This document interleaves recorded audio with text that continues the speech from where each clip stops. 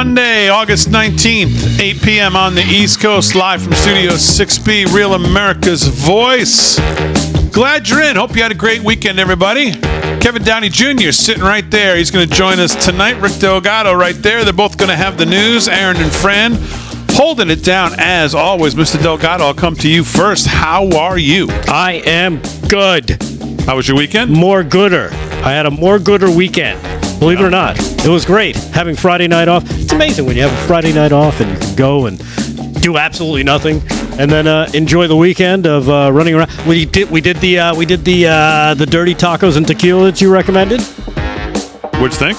I loved it. She hated it. Hated it? The drink was a little too sugary. The vegetarian wasn't vegetarian enough. Whatever. I enjoyed it. That's the only. It's immediate dismissal. If it's, that's just an immediate. I mean, come on. What are you talking about? What? The place is great. I know. I loved it. I love it. Yeah. It's a good spot. You like it too, Kev? Oh, yeah. Yeah. And Aaron, you like it too? Yeah. So Delgado's. It's got to put his foot down. I loved it. It's got to put his foot down here and demand. I did. I said I'm coming back. She said without me. Okay. I said okay. Okay. There you go. Then I got to see Twisters. The movie Twisters, which I've been wanting to see, so that was good. Was it good? Yeah, really good. Really? Yeah, I enjoyed it. Why, you didn't like it? Well, no, I didn't see it. It just doesn't seem like it could possibly be good. It was actually really good. I enjoyed it. Usually these remakes on really good movies are usually not that good. It wasn't a remake.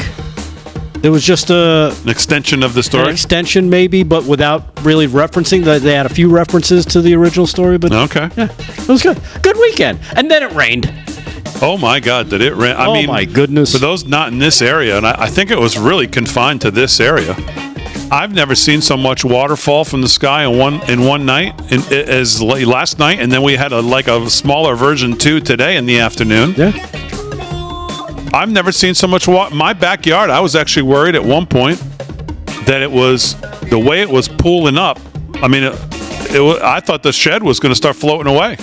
Were you gathering two of a kind and then getting ready?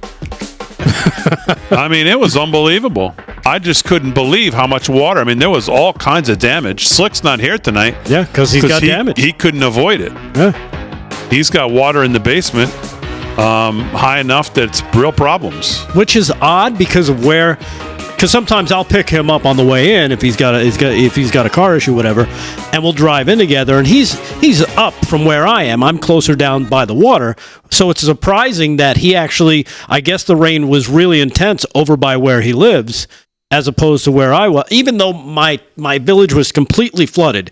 The fire department had about 3 feet of water in it, so the fire department was shut down. There were offices and stores in the village shut down because they had 2-3 feet of water. I've never looked out in the backyard and saw what looks like the ocean and not be able to see grass. And it was getting pretty close to the house. Right. And then finally, about 3:30 in the morning, it subsided. And then by the morning, it actually had mostly drained away. And then this afternoon, again, version 2. That Slick said, I'm not going to make it tonight. He said, I had just barely gotten cleaned up from version 1, and then version 2 came today, and now I've got another 3 feet of water in the basement or whatever. Yeah, because everything is so saturated, there's no place for the water to go. Did you see what happened in Stony Brook? I did. Oh, my goodness. The whole road is gone. Whole road was washed away. It's amazing. There was a huge duck pond. It's gone. It's gone. It's empty. The water is gone. Went somewhere else because the whole road and bridge collapsed. That was kind of holding it in place. And now the water's gone. Unbelievable. So, Kev, how are you? I'm rocking like docking. So tell us about your weekend. I went to see the former and hopefully future president, Donald J. Trump. Oh, that's right. The energy was amazing. First person I met said, "Hey, I love you guys. I got a video if you want to see it." She goes, "I watch TV with you guys, and it's like hanging out with my 5 brothers because you're all wacky and funny and silly and smart." And that's how we started it. And she told us why she's voting for Trump. You know what? Here's the fun part, though. afterwards, I was talking to people who weren't even there, and I kind of listened in on a conversation. This time is different. The vibe is different. Now there's an all hands on deck vibe. In 2020, it was like, yeah, we got this. We're having fun. Now it's like, we need this. Right. We need this. And there are people who were telling me, well, I didn't vote for him last time. He said this or whatever. It's the usual garbage. Now, it's amazing. Everywhere you go, you see Trump flags. You don't see any Kamala flags. I don't even know if they make Kamala flags. From here to Wilkes-Barre. That would be the Palestinian flag, right? I mean, it's pretty much the same thing. Right. From here to, to Wilkes-Barre, we just saw Trump flags. We saw one Winnie the Pooh flag, which means there's actually more supporters for Winnie the Pooh than for Kamala Harris at this point. So what was so you get there, you're hanging out, you meet some people, and then I guess you have to wait to get in wherever he was holding this. Looked like an arena. I saw some video of it. Looked like an arena. And then, so you get in, and what's the vibe in the arena? Just packed, every seat gone, just... So it was electric. Everyone was happy to be there. And I saw idiots, the Facebook fascists going, well, it's CGI. It's not a real crowd. No, it was a real crowd. It was a real crowd. The place holds 8,300. The only empty seats were behind. So folks at home, the press has risers. So here's the first row, and then there's another row with other people with their cameras, and another row. So the seats behind them, they couldn't fill because they were obstructed view. And at the top, it's a hockey arena, and at the top they've got the box seats, but it was dark up there, so you can't put someone up. You can't put people up there. You can't watch them. It's dark. Yeah. But I was looking out for snipers because I don't trust the Secret Service. So of the 8,300, I'm sure they're 8,000, 7,900 max. Yep. Maybe more. And how was the president? He was great, sharp as a tack. As I hate to steal the Biden sharp as a tack, he's great. He knows how to work a crowd like no politician I've ever seen. It's half, here's what I'm going to do to make America great again, and here's some zingers that you want to hear. We all want to hear it. It's just funny when he does it. He just gets a laugh when he goes, so you know what I'm going to do? I'm going to deal with China, and people go crazy. Yeah, great vibe, man. It's like Dice doing the rhymes. Yeah, exactly. It's like he'll do all his new material, then he'll be like, "All right, encore time, hickory dickory dock, boom!" The crowd explodes. Yeah. All right, very good. So everybody had a good weekend. I did as well. I took my son to Pennsylvania for basketball. How was that? Well, we went to Spooky Nuke, which is always fun. That if I come back in another life, I want to own Spooky Nuke. That's what I want to own. Because that place it's insane. Spooky Nuke Sports in Manheim, Pennsylvania. About 4.5 hours there. And they played well. He played well. First game, he was the leading scorer, and they won. Second game, they lost, a close one. And then they won the next day to move to the semifinals. And then they got crushed in the semifinals from a team that the kids looked like they were 25.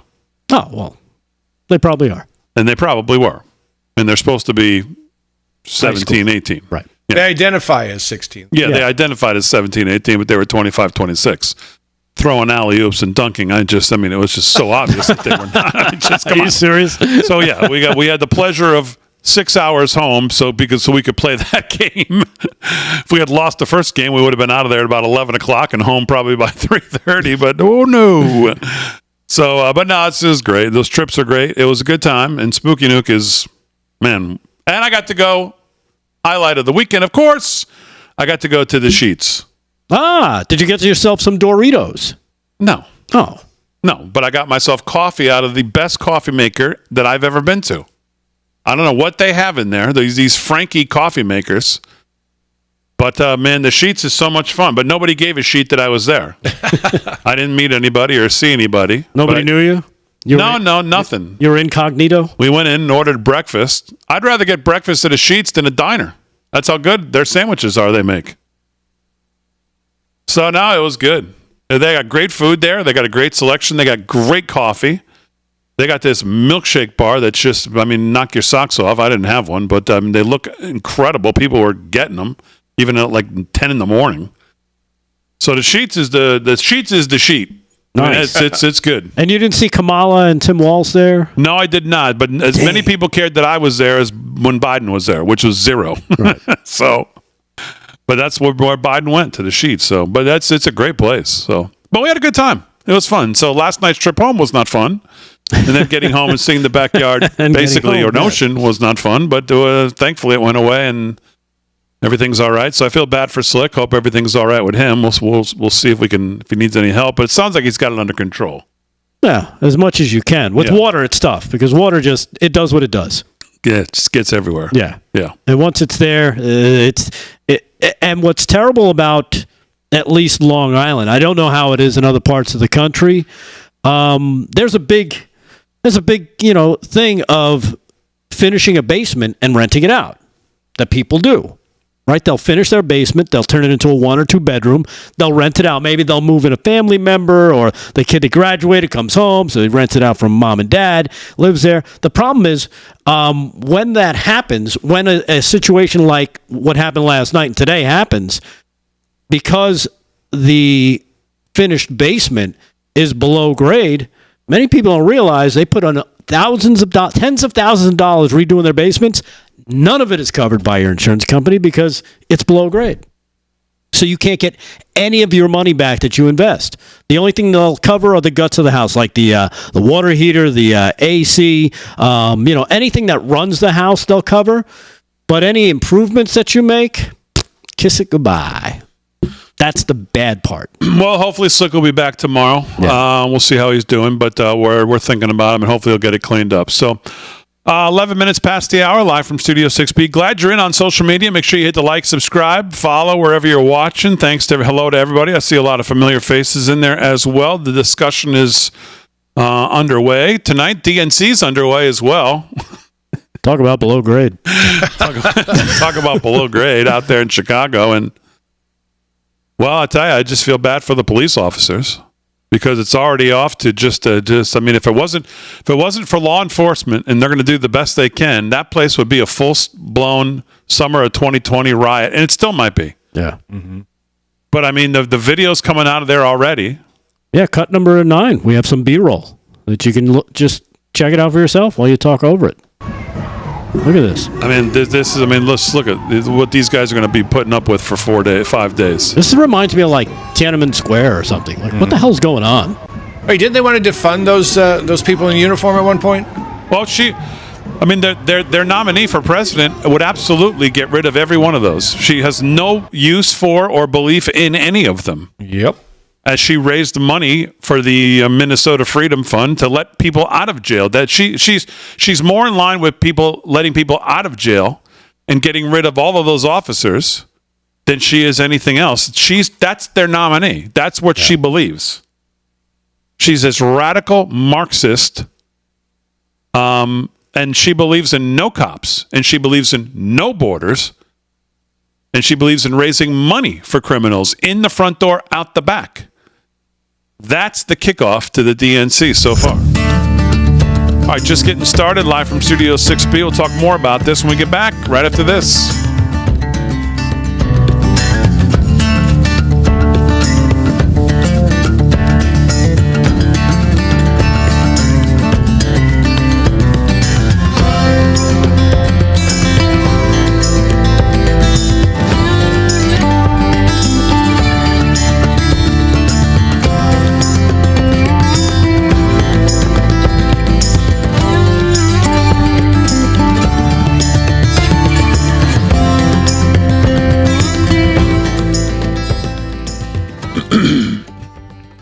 All right, we're live on social media. What's going on, everybody? Howdy. Bill on Facebook. What's going on? Sue on YouTube from Massachusetts. Hello, hello.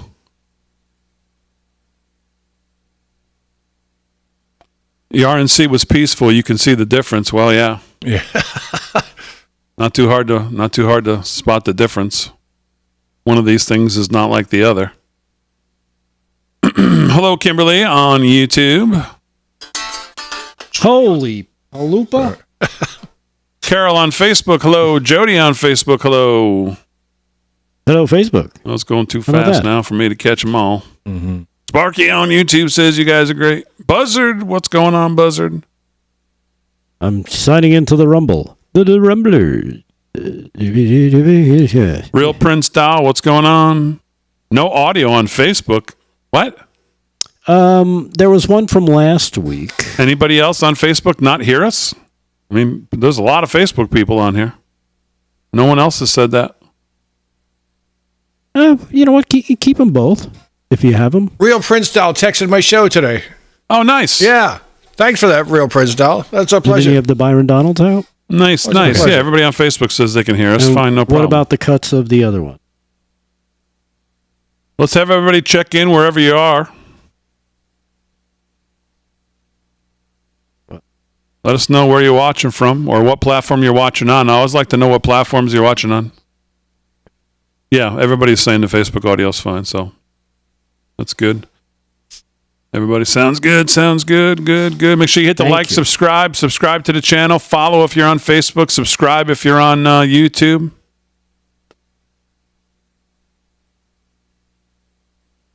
All right, I'm signing into the Rumblers. There we go. B-Wag is in there. Any super chats I'll make sure to Jeannie get to. B. If I miss it, I'll go back. Hello, Wheezy, Tina Wheezy on Cat. YouTube. What up, Big D? Dan on YouTube as well. Ratchet. Philip on X. What's going on X? D on X. A lot of X. Frederick Leathers wants to know what happened to Slick. We just told you. He's cleaning up his house. Yeah, we just went through it. The whole first segment. He got water. Lots and lots of water. I took a video today. It was coming down so hard today. It was sideways. Wow. No, I mean, it was. You want to see this, Delgado? You think Sure. I'm kidding? I don't think When I you're say kidding. sideways, Were you?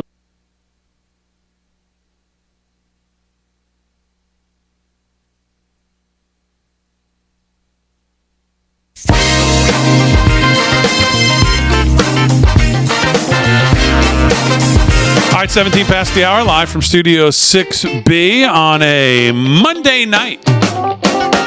Glad you're in. Slick Rick's off, dealing with water issues from the storms we've had here the last 2 days that have been brutal and violent. Just never seen so much water come down in a short period of time in my life as it did last night and then again this afternoon today. After about a 6-8 hour respite, then it just opened up again like you just can't believe. I was just showing Delgado the video I took today. I mean, it was coming in sideways. It was coming so hard. Yeah, there was some pretty good gusts of wind too. Oh, the thunder and lightning. It felt like it was right on top of you as well. It was just crazy. So, Kevin Downey Jr. is going to have some news. Rick Delgado will as well. Aaron and Fran holding it down as always. The DNC Night 1 is going on, but I mean... Now, are we going to be visiting the DNC? Well, we should because we're, I don't know. Well, I mean, Clinton's going to speak tonight, so we can rail on her. Okay. And Biden's going to speak, but I have no idea what time Biden's going to go. And I mean, who cares at this point? He should be speaking from the dog track.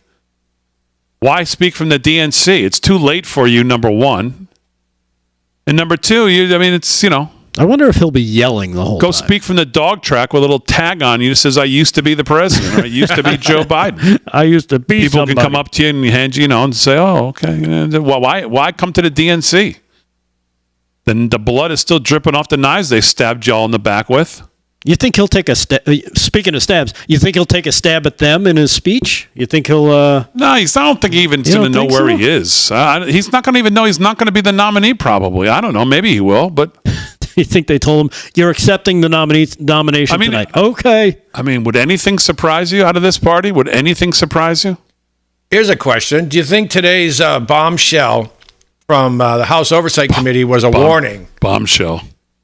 Most typical Republican. I tweeted this. That's just the most typical most Republican thing ever is that today. It's like, again, where are you going to deliver it out to? But you're going to go tell Biden at the dog track that you have it? He's already out of here. Yep. Nothing they can do. I mean, what? It's like the new one now. They say they're opening today, right? They're going to open a new one into Tim Walz and his China connections. Yeah. They'll have that ready, November 6th or later. Yeah. So, I mean, it's like, I'm sure it's important, but I just don't give a damn because it's just too late. It is. And he's gone. The coup is over. He's out. He's gone. Well, what are you going to do now? He's going to pardon his son before he leaves. He's going to pardon probably himself before he leaves. If he's smart, that's what he would do. Can he pardon himself? I thought there was a debate on that. If they're able to do that. I'm not sure. That's why I'm asking. Well, I think he can, yeah. You know what I heard today? I had a guest on my show. He said if Joe Biden pardons Hunter, Hunter loses his ability to plead the fifth. He can't do that anymore. He would have to testify against his dad. Now, I'm not a lawyer, but if someone out there is, I would love to know if that's true. I do not know if that's true. But even if Joe Biden can't pardon himself, I don't know what I think he can. But even if he can't, if she would, God forbid, was to win, she'll do it. Yeah. So this report from the Republic, I mean, it's just, it's like another strongly worded letter from the party of strongly worded letters and mean tweets. I mean, that's basically what we have, right? I mean, I know if John Solomon was on, he'd say, you're being too flippant about it. There's important work that they're doing, and he's probably, well, of course, he'd be right over me. But right. I mean, I don't know. I'm just, I think I speak for more of the regular people than anybody else. Who cares at this point? Who gives a damn? You're too late. Yeah, they would look mean if they tried to impeach him now. Even though, keep in mind, they impeached Trump for asking about a bribe that the Bidens were taking, which we know is true. We knew it all the time. Now it's on paper, it's on official record, and they can't really do anything about it without looking like Mr. Meanie Pants. Oh, he's an old doddering fool. He's leaving anyway. Let the old man go. So yeah, it infuriates me that it comes down to this when it's already over. Well, and I'll take the other position because I think it's important. I think you need to get all of this out there. I think they need to take a vote on it. They need to pass it in the House. So it's dead in the Senate. Who cares? They can at least hang this on his neck like they did to Trump. You've been impeached. Yeah, and that's important. But he won't pay a political or any other price anywhere close to what Trump's paid from their shenanigans. Doesn't matter. Which is the point. They can now. Well, look, he was impeached. You can't ever change that now. Just like they use it on Trump all the time. Well, he is twice impeached and now he's convicted. Okay, we know this. We know the second one was total horse. You know what? And they did it right up until the end of his term. So why not do? He's still got 4 or 5 months left. Let's get him. I say, hang it on him. Destroy his legacy. Make him just make him a pariah. That's what I say. I say, you know what? Turnabout's fair play. Let's do it. I mean, that's fine. That's fine. It just, yeah. You know what I mean? It's just, they always just look like they're 4 steps behind. They do. And I'm not sure that is an accident. Remember, the Republicans had a slight edge in the House. So what they do? Oh, lying Georgie Santos had to go. Had to throw him out. Couldn't wait till he had a trial like Menendez. Had to throw him out. Right. I think, I don't know. I smell a stink badger in the perfume aisle. I think there's a lot of uniparty going on here. And I heard today it was, who was it? General Flynn was saying he believes there might be as many as 5 and no more senators who aren't getting paid by someone to do something. He said almost all of them are getting paid. They're all in on it. And Tim Burchett, rep from Tennessee, said if you see a Republican voting for something he shouldn't be voting for, they've got videotapes of him being with someone that person shouldn't be with. I like that guy. Yeah, I love Burchett. So just explain to me what you think again with the stink badger and the perfume out. You think this has come out today for a specific because? I think there are too many Republicans and Democrats working together. And I think the plan is they want Kamala to have the White House before the election. So it's going to come down to, Joe, we're either going to force you to resign or we're going to take you out and you'll go down in history as being impeached and convicted. What do we all feel about that? I mean, I think we discussed this scenario once on this show. I don't remember where the audience landed or where you guys landed, but do we think the 25th or getting him out before the election helps her going in as the president? Do we think that's the plan? We think that's an advantage to her? I think she's going to get at least a bump out of that. And you think that's the plan? I think it could be. Yeah, I think they want Joe gone. I think they want her in because then they'll say, "Well, she's the incumbent. Now we've got that half black, half Indian, half woman, whatever she is." And I'm good with this. This is good. I want this. I want to keep this. I think that might swing over more female voters. He's not going to get a lot of black male voters, or she's not going to. I mean, I've been watching tape after tape after tape of black people, men and women going, nah, she's not black, don't pretend to be. And 2020, Trump had 12% of the black vote. He's got 27% now. 27%. That's a bloodbath.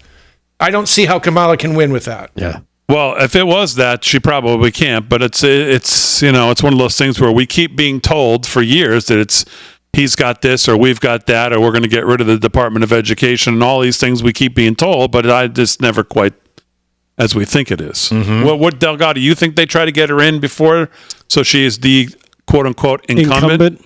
They might try and do that. They might slide that in October. Maybe that's their October surprise they got lined up. Or maybe just have him step down. Like, look, we're going to 25th you, or you step Hillary down. My pillow him. Right.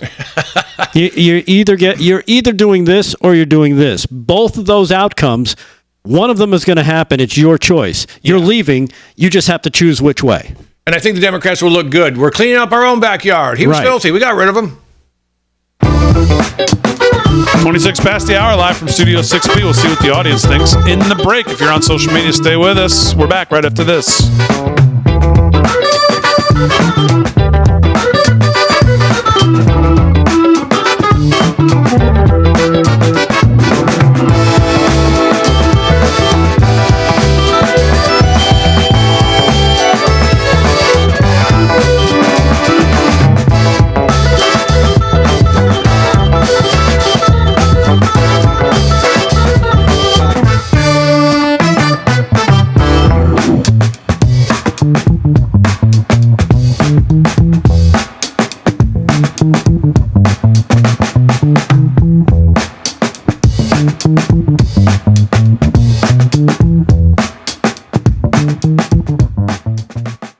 Because then, if that were to happen, then that becomes... let me restate that now that we're back in. So, someone in the social media said, "I think Biden's going to step down tonight." That would make interesting television. Yeah, unfortunately, then that becomes the talk of the entire DNC. I don't think you want that. Yeah, I mean, I don't think he steps down before he's forced to officially out. I think he sees it through, but I mean, you never know. I think there's so much, not even ego, just megalomania with Joe Biden. I heard he really thinks he's great at what he does. Yeah, he thinks he's the cat's meow. You may think he's a cat. I don't know. I mean, they've got him speaking, I think, tonight. Yep. You think it's taped? I don't know. Good question. Couldn't be, right? I guess it could be, but how? I guess it could be, but it probably wouldn't be. They're also behind schedule, I think, by 30 minutes at this point. Oh, my goodness. That's going to throw off his cocktail. Because if they already jacked him up, they got to measure, like, all right, he's got to be ready by this time. Mm-hmm. And then he starts coming down. Oh, do we give him a booster? What do you think, Aaron? Do they give him a booster? I know. They might have to keep somebody from talking to get him on time. Good point.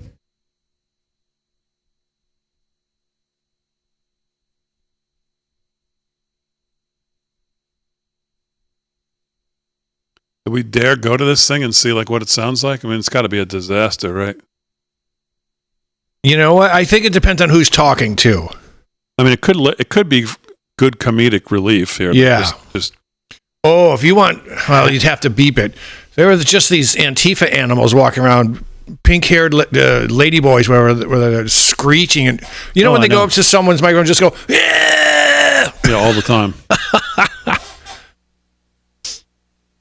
Michael on YouTube says Jill won't let him step down. I think that's a good. That's a good point. That is actually a great point. He's enjoying the bennies. I don't think she's too happy about what's happened up to now either. No. Well, she was almost in charge, basically. Well, yeah, she probably was, yeah.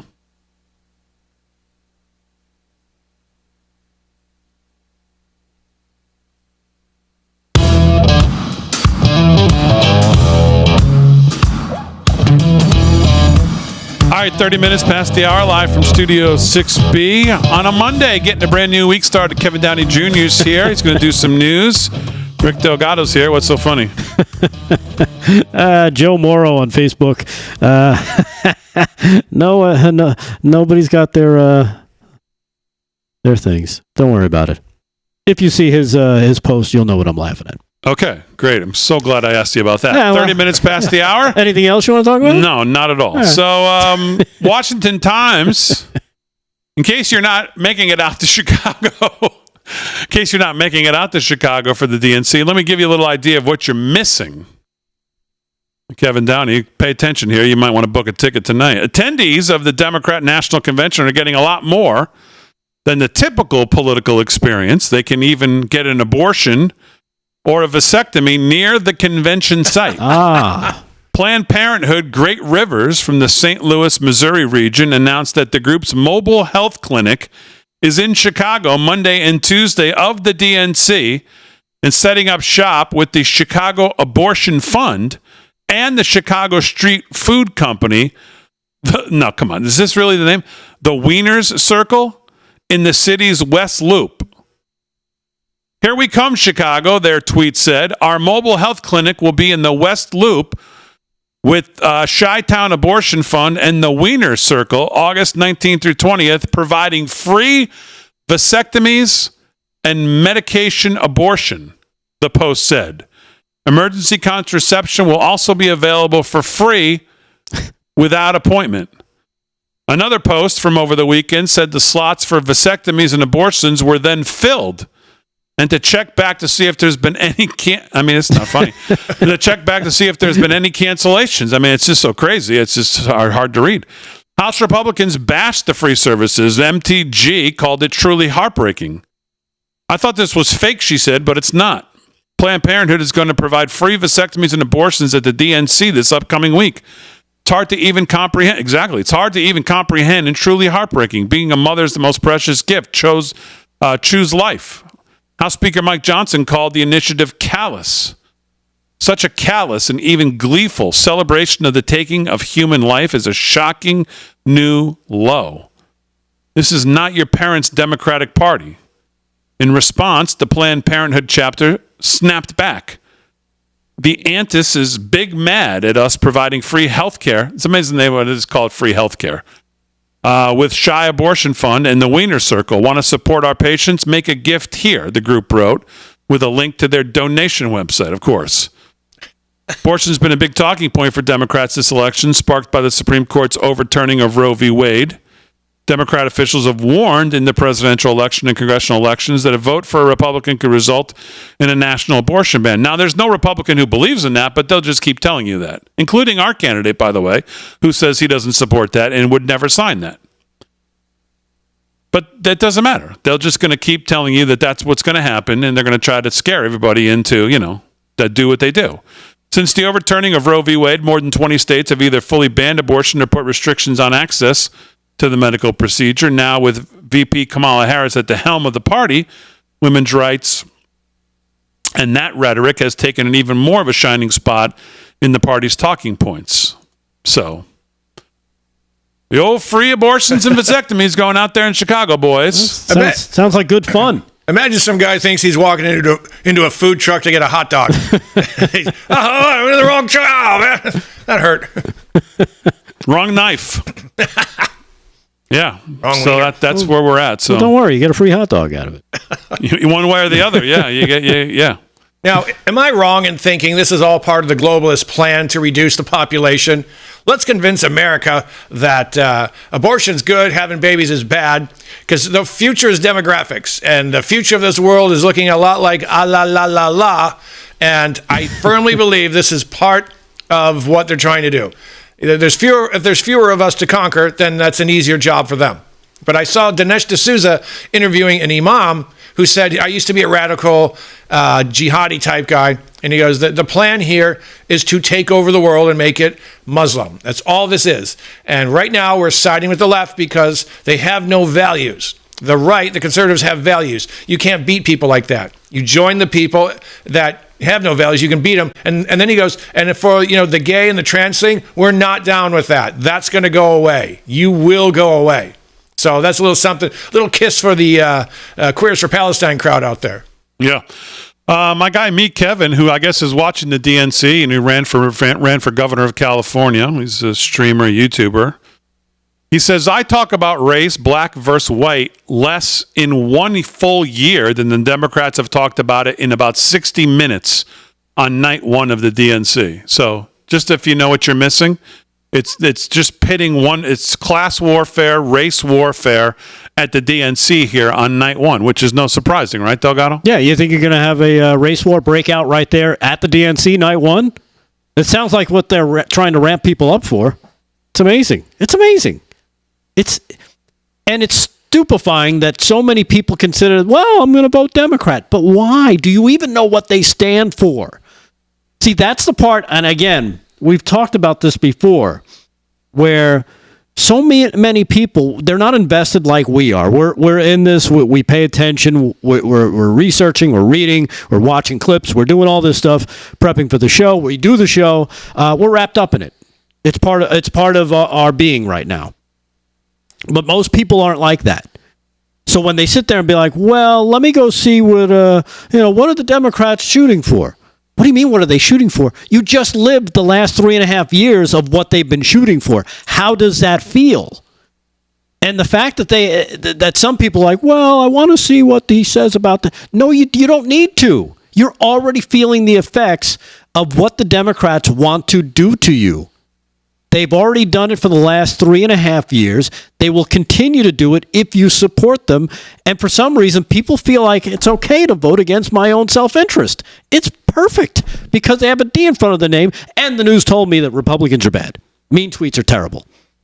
I can't feed myself, and I'm going in debt up to my eyeballs, but hey, those mean tweets, that Donald Trump orange guy, woo, woo, woo. We can't let him take over because he might fix everything that they did to us. But they don't. I'm stupefied. I think there's a virtue aspect here, Rick. I think the left, the commies, the pinkos, call them what you want, they tell their little myrmidons, their knuckleheads, they say, that side's bad, we're good. All right? If you want to be on the good side, you have to agree with everything we say. Let's start with that guy in the dress. That's a woman. Say it or you're out, bigot. And people say, well, yeah, I want to be. I read about a woman. Her son said, I'm a girl now. And they said, well, why'd you let your son do that, start taking these hormones? And she said, I was afraid someone was going to call me a transphobe. She fed her kids into the wood chipper of wokeness, right. her son, because she was afraid of being called a word. That's sick. That's the problem. Mm-hmm. All right, 38 past the hour. Let's do some news. And here with the news is Rick Delgado, brought to you by our friends at 7Cells, 7Cells.com. LFS6B is the code to use. At checkout, you'll get 10% off whatever you put in your cart. Rick Delgado, what's going on? All right, well, I know I did a story on Bigfoot last week, but this next story is about a different kind of monster. He is known as the father of talk. I would say so, at least up there with Merv Griffin. Phil Donahue, unfortunately, passed away. I don't know if you heard about this. Died of a long illness, according to his family. He was 88. He died Sunday night at his home, it says here, surrounded by his family, including his wife of 44 years, Marlo Thomas, his sister, his children, grandchildren, and beloved golden retriever, Charlie. The family said in a statement released to CNN, the news of his passing was met with surprise and grief by many, including fellow talk show host Oprah Winfrey, who paid tribute to Donahue on social media. The legendary host fronted the Phil Donahue Show for nearly 3 decades, from 1967 to 1996, and he's credited with a big portion of what we saw TV talk turn into, from Oprah Winfrey, who I just mentioned, of course, slowly spiraling into the likes of Jerry Springer and stuff like that. Here's one clip of Phil talking with probably one of the best clips you'll find, or best guests he's ever had. Milton Friedman. I was just going to say, boy, I hope it's Milton Friedman. And it's a little long. It's almost 2 minutes. But it's worth it just to hear Phil, who was a Democrat, a liberal, deal with a guy who's obviously a conservative by the way he talks about his policy. Here it is, cut number 3, remembering Phil Donahue. Did you ever have a moment of doubt about capitalism and whether greed's a good idea to run on? Well, first of all, tell me, is there some society you know that doesn't run on greed? You think Russia doesn't run on greed? You think China doesn't run on greed? What is greed? Of course, none of us are greedy. It's only the other fellow who's greedy. The world runs on individuals pursuing their separate interests. The great achievements of civilization have not come from government bureaus. Einstein didn't construct his theory under order from a bureaucrat. Henry Ford didn't revolutionize the automobile industry that way. In the only cases in which the masses have escaped from the kind of grinding poverty you're talking about, the only cases in recorded history are where they have had capitalism and largely free trade. If you want to know where the masses are worst off, it's exactly in the kinds of societies that depart from that. So that the record of history is absolutely crystal clear that there is no alternative way so far discovered of improving the lot of the ordinary people that can hold a candle to the productive activities that are unleashed by a free enterprise system. But it seems to reward not virtue as much as ability to manipulate the system. And what does reward virtue? You think the communist commissar rewards virtue? You think a Hitler rewards virtue? You think, excuse me, if you'll pardon me, do you think American presidents reward virtue? Do they choose their appointees on the basis of the virtue of the people appointed or on the basis of their political clout? Is it really true that political self-interest is nobler somehow than economic self-interest? You know, I think you're taking a lot of things for granted. And just tell me where in the world you find these angels who are going to organize society for us. Well, I don't even trust you to do that. So there you have it. And it's amazing, too, because you see, as he's, listening to the other side of the argument, Phil's not insulting him. He's not attacking him. He's not doing any of that stuff. So when you see what the news media has turned into, it's just amazing that, somebody like Phil Donahue was also on the same side, but that's how you had a discussion regarding different policy ideas. And Phil Donahue again and Milton Friedman is just come on. Yeah. Just that he's just overmatched. It was a great debate. I mean, you can go back and watch all those clips. And Phil tries. He tries as he might, but he's respectful the entire time doing it. I'll tell you what, though, Phil Donahue understood capitalism way more than Kamala Harris does, or Joe Biden does, or this Democrat Party does, because they not only do they not understand it, but they can't stand it. They would prefer that the whole system collapses, so they can install their idea, which is, of course, socialism, Marxism, Leninism. Everybody ends in the same place. Everyone starts together, grows together, ends together. No upward mobility, no individual. Collectivism is what they look for. Capitalism respects the individual. Socialism demands conformity. That's what they want. Yeah. All right, more to do. 43 past the hour, live from Studio 6B. We're back right after this.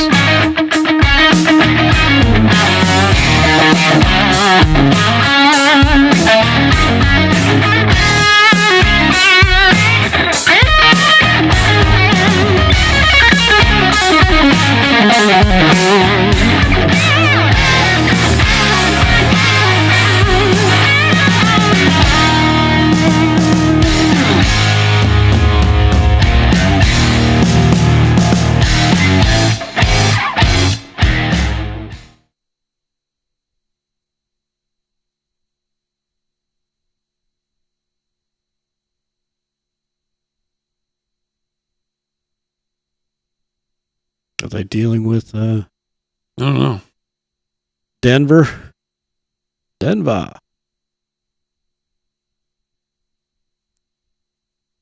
Well, what's going on in the chat?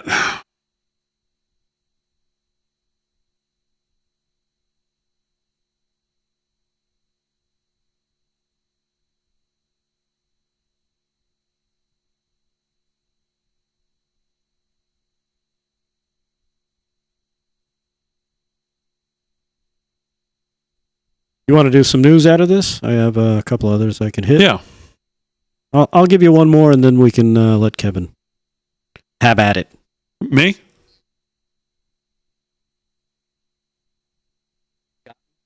Gotcha.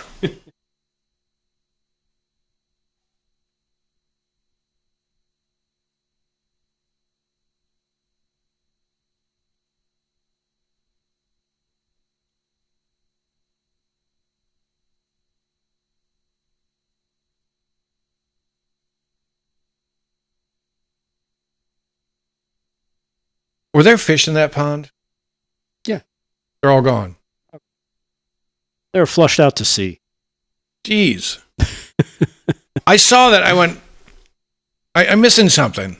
How? Then I'm like, I see. The road gave, right? That's what. The road, yeah, I guess that they use that as a dam to keep the water in the pond.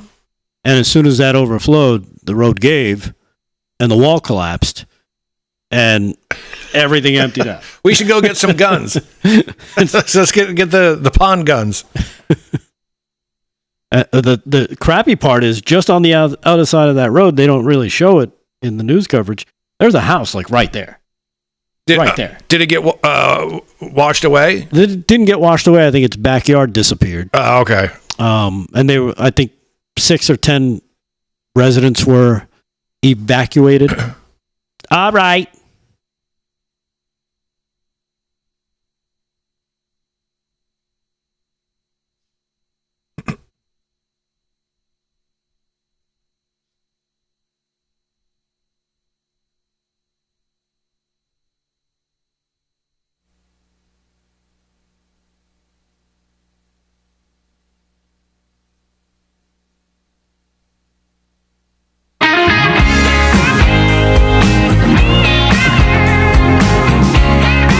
Live from Studio 6B, Real America's Voice on a Monday night. Kevin Downey Jr. is here. We'll do some headline stuff with him in just a few moments.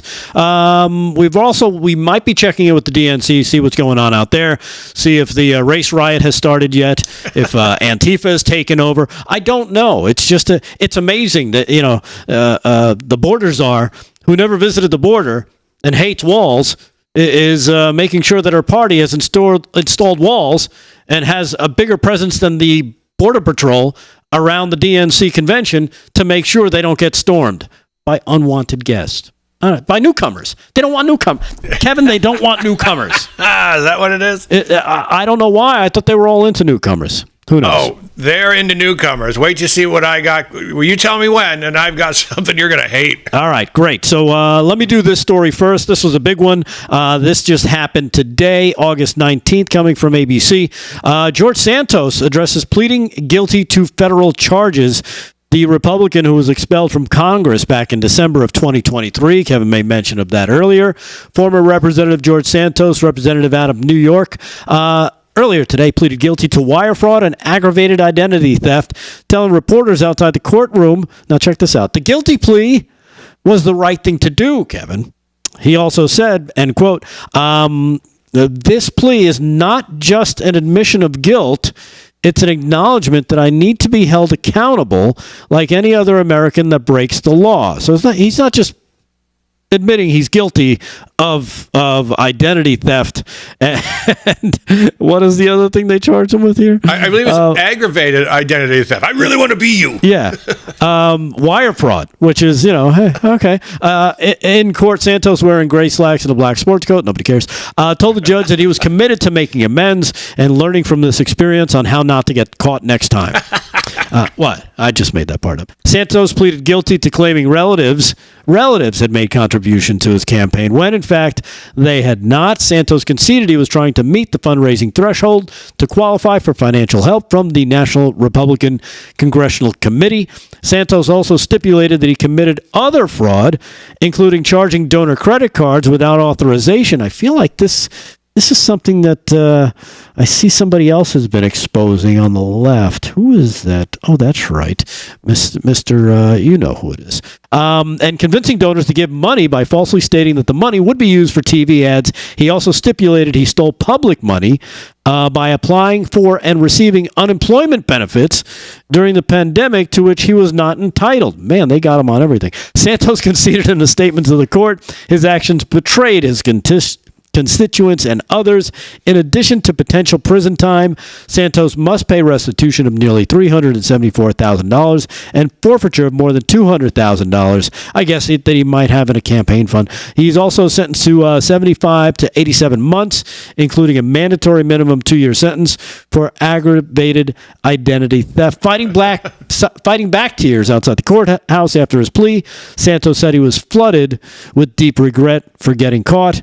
He vowed to accept the responsibility for his actions while apologizing to his former constituents for allowing ambition to cloud his judgment. So there you have it. George Santos pleads guilty. I guess they had him dead to rights, which is fine. But like you said earlier, no need to kick him out until he's actually convicted of something. Yep. And now that he is, now you could have removed him. Yep. But whatever. Anyhow, so that was the other story I definitely wanted to get to in this first hour. Kevin, let's turn it over to you. What do you got in your headlines, my friend? Well, folks, if you hate communism the way I hate communism, number one, you should be listening to my radio show at linewsradio.com every Monday through Friday, 10 to 11 a.m. That'd be Eastern Standard Time. That's a shameless plug. It was shameless. But here's where it gets so commie. This steams my clams. Check this out. California lawmakers are one step closer to making hundreds of millions of taxpayer-funded home loans available to residents living in the country illegally. Folks, you were born here. Did they give you money for a house? Did they give you a house? No. You went out and you earned it the good old-fashioned American way, but this is soon to be the Marxist states of America. I shall read this next part in my broadcaster's voice. Democrats of the California Senate Appropriations Committee unanimously approved AB 1840 to move forward on Thursday, this will be last week, according to an official vote tally of the legislation. The bill has one last chance to be struck down on the Senate floor, where Democrats wield majority power before it lands on Governor Gavin Reptile Face. There you go. Gavin Reptile. Those long words scare me. So, folks, they're about to give hundreds of millions of dollars to people who are here illegally. They take the money from you and they give it to them. This is wealth redistribution. You filthy white people. You don't even have to be white. You get filthy American people. How's that? Because all people are paying. All people are paying. This is the replacement theory right here. But not just for white people. This is for all natural-born Americans. They're taking your money. They're giving it to other people, mostly people from Latin America who are well-versed in Marxism already, and they're not going to fight against it. So that's my commie patrol of the night. Yeah, and it's amazing that they want to. So how much are they going to give them? They don't know that. They don't know that yet. Right. But it did pass, as I said, unanimously, and they expect it to go through the Senate and then go to Gavin Newsom. Just says hundreds of millions of taxpayer-funded home loans. Now, they're using the word loan. Yeah, you beat me to it there, Mr. Delgado. Loans, my bahookie. Folks, this is it. The push is on.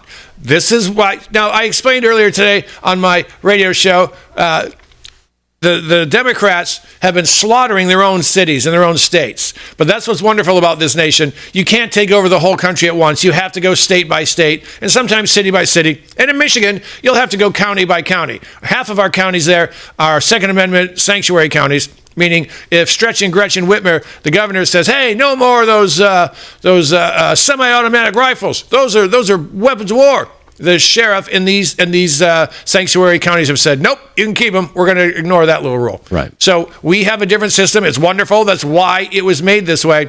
But you look at Seattle, look at Portland, look at California, look at Chicago, Baltimore. That's coming to where you live. if Trump loses, I fear we're not going to have another chance. Right. And if we do, it's going to be a long shot. Right now, we've got a great shot. So please get everyone you know to go vote for Trump. All right. Vote early and often, as they say. Absolutely. And it's funny that you bring up that California thing, because that's in line with what Kamala Harris was talking about just the other day, where she proposes up to $25,000 in down payment support for first-time home buyers. It's part of her economic agenda she unveiled last Friday. Now, stop and think about that for a second. So she wants the federal government to give you, the people who don't have enough money to save to buy their first home, she wants to give you that money, $25,000, to go towards that purchase for a home you currently can't afford to buy on your own.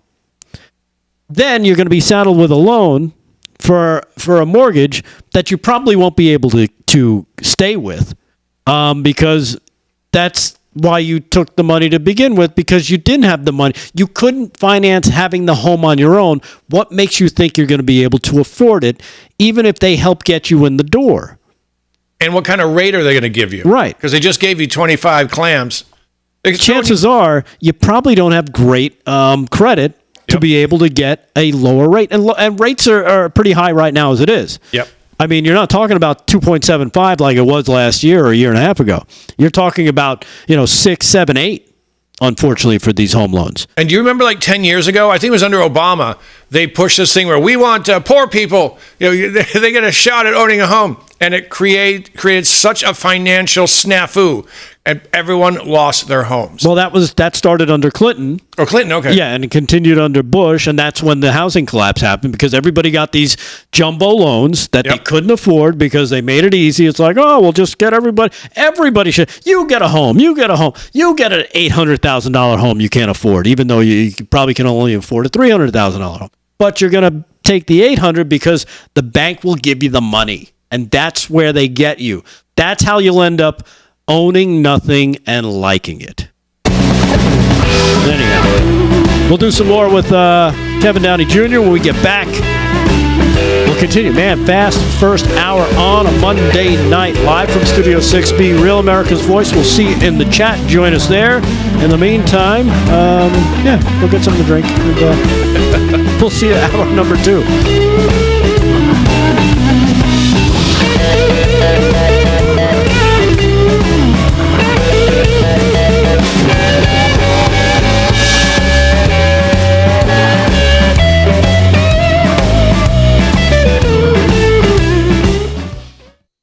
Best part is, I think I'm wearing a woman's shirt with a Wonder Bra in it because I have huge man boobs, cans. Nice. Man cans. I never knew I had, but I've got man cans. In this.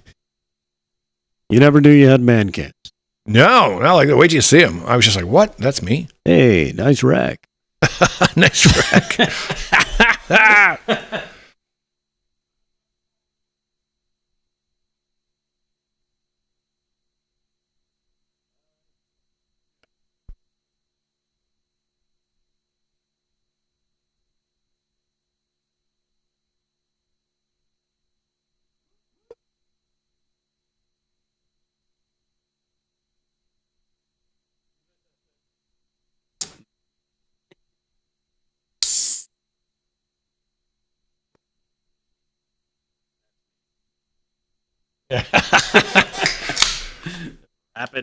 Wrap it up tight.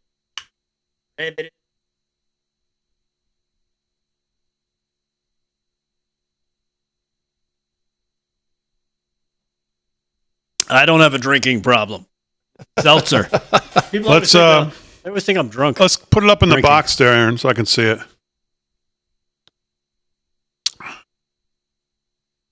Here's one of these. Look at this woman just screaming. Yeah. Oh yeah, I saw it. Keep track of what communist is on now. Commie Patrol.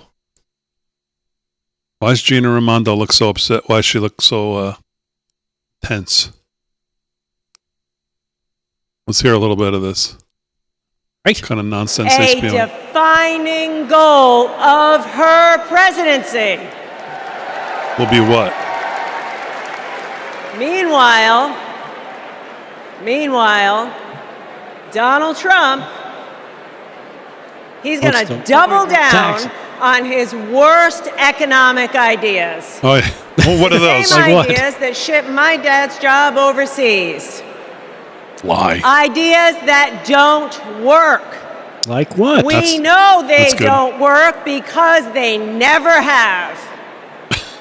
He wants another huge tax cut for the wealthy. She's not getting those applause breaks. Of course. He wants to put his corrupt buddies in charge of the economy. That's a good one. Oh man, she's And he bombing. wants a sales tax that's going to supercharge inflation. They're worried about. We cannot afford Donald Trump's failed Oh, they're worried about taxes and economic inflation ideas. now, you know. All right, that's enough.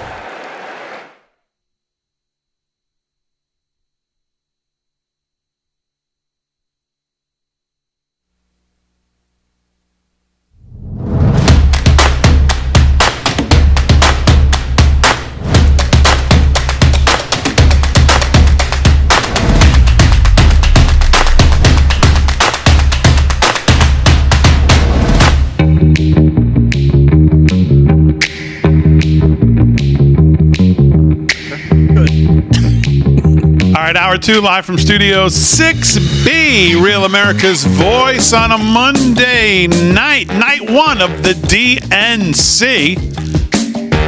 Kevin Downey Jr. is here, Rick Delgado as well. Aaron and Fran holding it down as always. We just put on a little, put that back up, Aaron? I know. We just were listening to a little bit of the Commerce Secretary, Gina Raimondo. Oh, I guess she's gone she's now. done. And I mean, it was like She get booed off the stage. it was like Monday night at the Howard Johnson's comedy night. God, she was awful. Just sounded terrible. Terrible delivery. Donald Trump. That's what you're gonna hear all week. You could hear glasses clanging with ice. No People specifics. Just these fortune cookie type statements. He's gonna give a tax break. His policies don't work. Yeah, which ones? I don't know. It don't matter. They don't work. You know what I love about that? Politicians have this thing where they speak and they hit a crescendo and Yeah. they expect it. Yes. And she was not getting it. You know what? I'll tell you, Got her man. hands going like Pelosi and Yeah, when people bomb, I've been doing comedy 35 years, and I did it when I was new too. You get nervous, you go even faster. There's even more, and people just stare at you like, Right. "This guy's an idiot." Because you think if I do this, they'll react. Yeah, now I'm funny. I choose freedom. This is why there's such comic relief in actually paying somewhat attention to what they're doing, because it's just, I choose freedom. There's nothing they stand. Oh, Who's that? Is that oh, look who it Pelosi? is! It's the communist from New York. Oh. Oh, here she is. Comrade Kathy. Let's hear Comrade Kathy for just as much as I can stomach, which will be 2 Kathy, seconds. oh, God. Look at New York. They're clapping drones there. Are you ready to elect Kamala Harris? No, we're Just not. about to say, are you ready to President of the laugh? United States? Yes, No. you are. Do you like Yes, my you coral are. jacket? Friends. Like so many of us, I'm my broke. grandparents came from Ireland as teenagers with That's nothing enough. but hope in their hearts and fire in their bellies. You can keep it up. We can keep the video up, but I just can't listen to the audio. We can only listen to just so much of this nonsense. And as they come out here and tell us and try to use slogans, and when they talk about Trump, they'll say things like, "Oh, he wants to impose a sales tax, and it's going to create inflation." Like they're really care. They're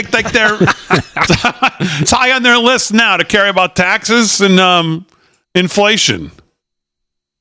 Do you think they get a list of hit these things? You say this nonsense, and you put this in your speech. Right. They might. That was just horrible. They might have it written for them.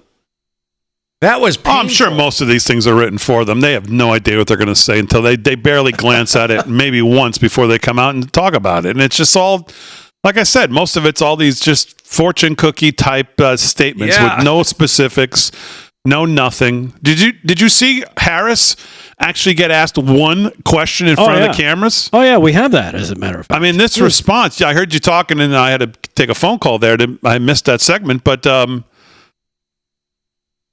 the $25,000, I mean, just again, and then they'll come out here and say, well, we're worried about inflation. Well, what the hell do you think that's going to do? Yeah, we have it here. Cut number 5. This is Kamala answering a question from the press. And you wonder why they don't want her to take any questions, do any press conferences, or sit down for any interviews. Here's a small sample of what happens. You unveiled your some economic policies last week. Yeah. Can you explain how you're going to pay for those? And can you give us a sense of what other Pay for was the question. Sure. Well, I mean, you just look at it in terms of what we are talking about, for example, around children and the child tax credit and extending the EITC.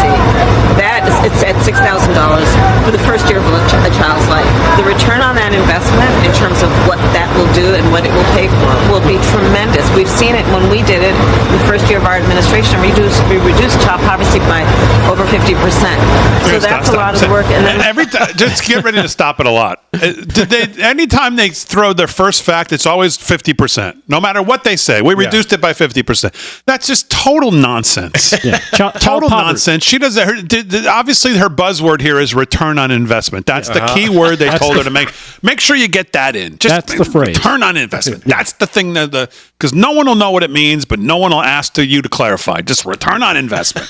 If you ever wonder what it's like to have diarrhea from your mouth, that's what it looks like, folks. That was horrendous. Go ahead. Let's hear the rest of this. what we're doing in terms of the tax credits, we know that there's a great return on investment. And when we increase home ownership in America, what that means in terms of increasing the tax base. Okay, stop. You're not going to increase home ownership in America by offering first-time buyers $25,000. You're just going to increase the cost of those houses by $25,000. Mm-hmm. Are you offering it to second-time buyers, third-time buyers, fourth-time buyers? No, of course not. She's using this as a ploy for young people, first-time buyers, $25,000. Well, the sellers are just going to go, $300. Well, now it's $325. Yeah. Yep.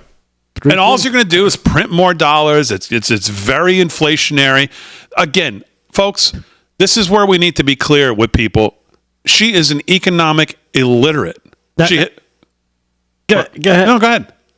I didn't want you to start the tape just yet. That's why I thought you were about to start the tape again. She has never been in the public sector. I mean, the private sector. She has never created anything. She has never made payroll. She has never tried to figure out how EBITDA. She has never figured out P&L. She has never done anything to make anybody's lives better. She has not created something to make your lives better. She is not for the free and open markets. She is not for capitalism. She is not for the individual. She is not for upward mobility. She stands for none of that. She is the anti all of that. She is for collectivism. She is for socialism. She is for Marxism. She is for everybody ending in the same. If you're succeeding, you're hurt. Someone else has got to be failing because of your success. That class warfare, that's the camp that she resides in. Yeah. She's anti-capitalism. She's anti-police. She's anti-borders.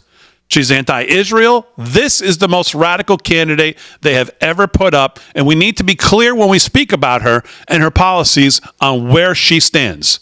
That's where she stands, despite this gobbledygook we're hearing in this answer of nonsense. Yeah. And the reason why I didn't want you to start that video just yet, look at her support system behind her. Her husband, she's talking. Yeah. Tim Walz, he's got poopy face as well. She's talking. And look at the wife, just like, what is she going to say?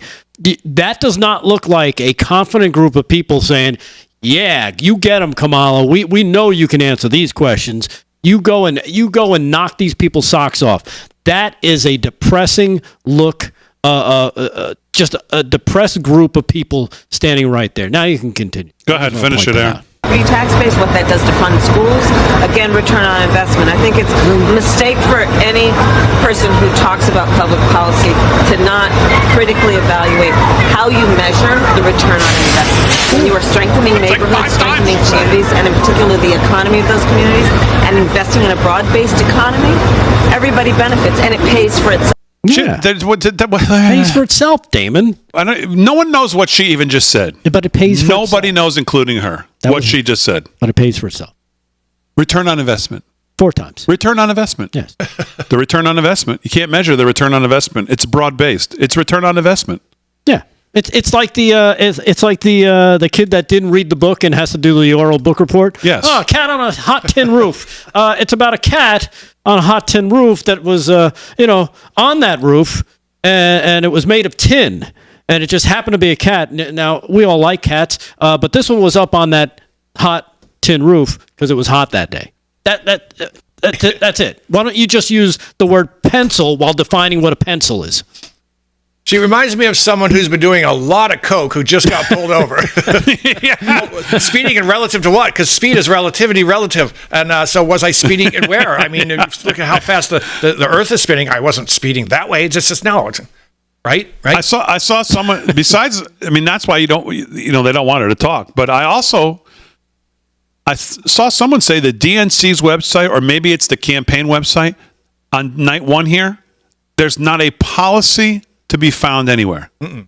No policy. No policy on the website. Nothing. Not a single thing. You know what I heard, Big D? The 25 grand for first-time home buyers. I'm hearing now it's first-generation home buyers. I have not been able to confirm or deny that yet. I've seen it twice now. First generation. So you mean their previous family members had to have all been renters? No, it's going to be more for illegals. Oh, okay. They're the first generation here.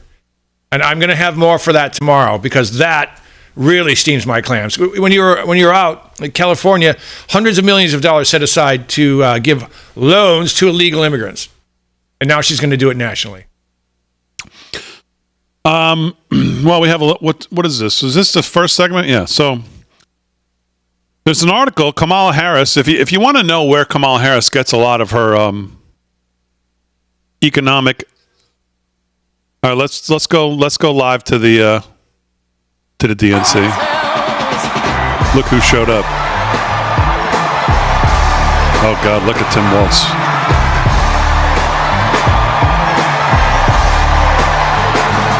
See, Trump started this. Now they're all stealing it. Good evening, everyone. Oh, dear. Oh. Good evening. Good evening. It is so good to be Can't imagine she's going to talk too long. This evening in this hall and everyone at home. Oh. This is going to be a great week. And I want to kick us off by celebrating our incredible President, Joe Biden. Are they wheeling him out now? Sure. Who will be speaking later tonight. Oh. Joe, thank you for your historic leadership, for your lifetime of service to our nation, and for all you will continue to do. We are forever grateful to you. With the Chinese money. Thank you for stepping down, old man. Yeah. Hope the dog track's treating you well. Thank you, Joe. And looking out at everyone tonight, I see the beauty of our great nation. People from every corner of our country and every walk of life are here, united by our shared vision for the future of our country. Come on, are we going to get an this unburdened November, here? We will come together and declare with one voice, as one people, we are moving forward. It's so cheese. With optimism, hope, and faith, so guided by our love of country, knowing we all have so much more in common than what separates us. They hate the country. Let us fight for the ideals we hold dear, and let us always remember, when we fight, we win. God bless you. God bless the United States of America. Oh, she's giving us that too. Oh, it's so phony. You don't give a damn about the United States of America, as a matter of fact. You'd like to tear it down, reimagine it, rethink it. What are you talking about? She's out. What a absolute gold-plated, solid, empty suit, gold-plated phony she is. When she gets backstage, she's on her phone going, "Hi, G. How did I do, Mr. Jinping? I hope that was okay." I mean, get out of here. XOXO. Wow, that's just pathetic. Of course, the media is probably all wet. Oh, yeah. Over there on MSNBC. Oh, they have chills running up. Oh, they have no idea. Just can't even. Who's this now? Did you notice her little? I think she's trying to. It's like her fetch. I think she's going to try and make this happen. Hope and faith. She said, "Hope and faith." Ah. So we'll see if she tries to make that happen. I mean, that is just so lame. She's hot. God, all of a sudden she's all the country and all the great. I mean, give me a break. The whole party is the whole party hates America. What is she talking about? Now, who is this guy? No idea. Is he an actor? Yeah. Yeah, she's an actor from some show. Yeah, he was the dude. He was the dude that killed Patrick Swayze in Ghost. But he was also in that show. He was the president, and he was sleeping around. Yeah. What show is he from? Some ABC show where he was sleeping around with the black public ABC show publicity person. Yeah. Kerry Washington. Right. Scandal. Yeah. Oh, he's the dude from Scandal. Yeah. But that's appropriate then. This is one big scandal. What's going on there? Yeah. He killed Patrick Swayze. So. Yeah. Oh God. I just can't believe she hit us with the God bless the United States of America. Joe Biden doesn't even say that. God protect our troops. I mean, that's fine, but I mean, he doesn't even say that. Now she's going to talk about how great the country is and God bless America. Okay, we're all buying that. Oh, you got to rewrite history, man. Every policy they have is to destroy America, but oh no, God bless America. Really? Really? Let's give a speech on what's the greatness of America, Kamala. What part is actually the greatness that you so yearn to carry on? Exactly. What is it? I think it has to do with the return on investment there, Dave. We want to destroy the Supreme the return on investment. Right. That's how you get to the greatness of America. But you know, I mean, this is what we're up against here. We could sit here and we'll sit here and. But over there on MSNBC and CNN, Van Jones is probably, he's excited. Joy Reid doesn't know what to do with herself. They're all jumping up and down, and look at this, and we got somebody who's got a pulse, and everybody's motivated, and this is what the majority of the country sees. They see CNN, they see MSNBC, they see ABC, they see CBS. And they think, oh, I guess she is good. Hope and change. Here we go again. Obama liked this. Meanwhile, even though they've been telling me that she was terrible and they wanted to get rid of her from the ticket as late as at the end of last year. Yeah, forget who you know she is. That's not who she is. Right. Yeah. Exactly. It's amazing. What a turnaround. I almost feel like they're lying to us. So let me just briefly, you want to talk about her illiteracy when it comes to economic issues. You know who Kamala Harris's father was? Mr. Harris? Well, he was a Marxist economist. His research focused on economic inequality. Of course it did. This is from, by the way, some outfit called, I think this is the one, Snopes or Snoops? Snopes. And the question was Kamala Harris's father a Marxist economist? Well, guess what Snopes had to come up with? You would have thought no. They actually said yes, true. Did they? Yes, they did. In July 24, after U.S. Vice President Kamala Harris entered the race to become a president, a claim was made that her father was a Marxist economist that began to circulate online. The X post, which has gained 1.7 million views and 4,900 likes, came from Maxine Fau, a political economist and an economic policy advisor at the German Federal Parliament, according to her LinkedIn profile. Snopes finds this claim to be true. Taking a closer look at Harris's work in the economic school of thought that he professed, we were able to confirm that he indeed inscribed himself in Marx's intellectual tradition. We found her biography on the website of one of her previous employers. This is this person who made this claim, the German think tank Das Progressive Zentrum, which described her focus on issues in the field of democratization of the economy and post-Keynesian economics in times of financialization dynamics. Say that 3 times fast. Oh, that lame-o. Let's hear what he's lying about. They brought him in. This lame-o. Who's this? Steve Kerr. Oh, Steve Kerr. Ugh. I'm going to take about 2 seconds. Especially in the 90s. You young people, Google Michael Jordan and you can read all about it, okay? So there was an amazing vibe in this building back in those days, and I feel that same winning spirit here tonight. So the last time I was in a packed basketball arena was in Paris, France.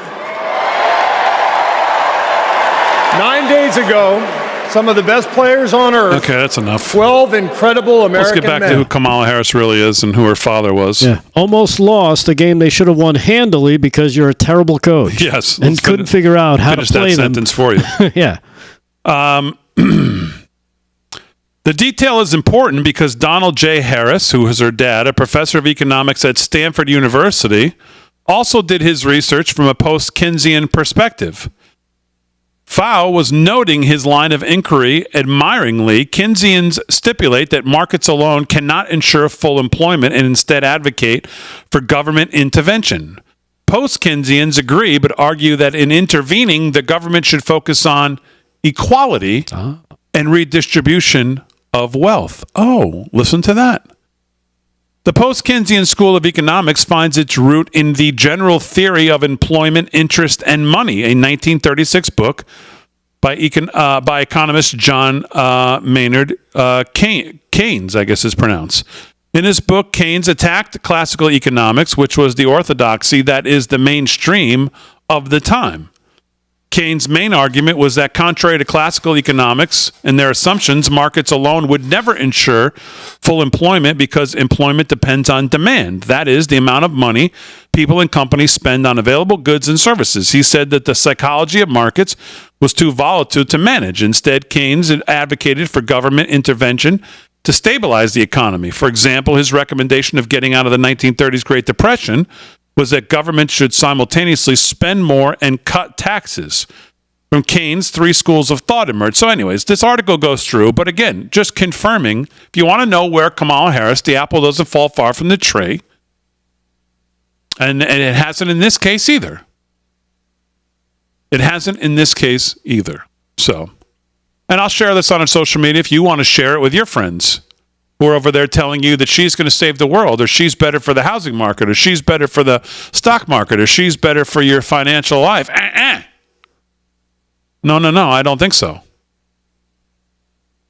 She wants nothing to do with your capitalism or your small business or your ability to go out and create as much wealth for yourself as you can. No. If you're doing that, someone else must be getting harmed. If you're succeeding, someone else is being harmed. You can't have upward mobility in this country like capitalism would allow you to do. We need more socialism. Socialism is a necessary ingredient for tyranny, and that's what we have. And that's what she wants more of.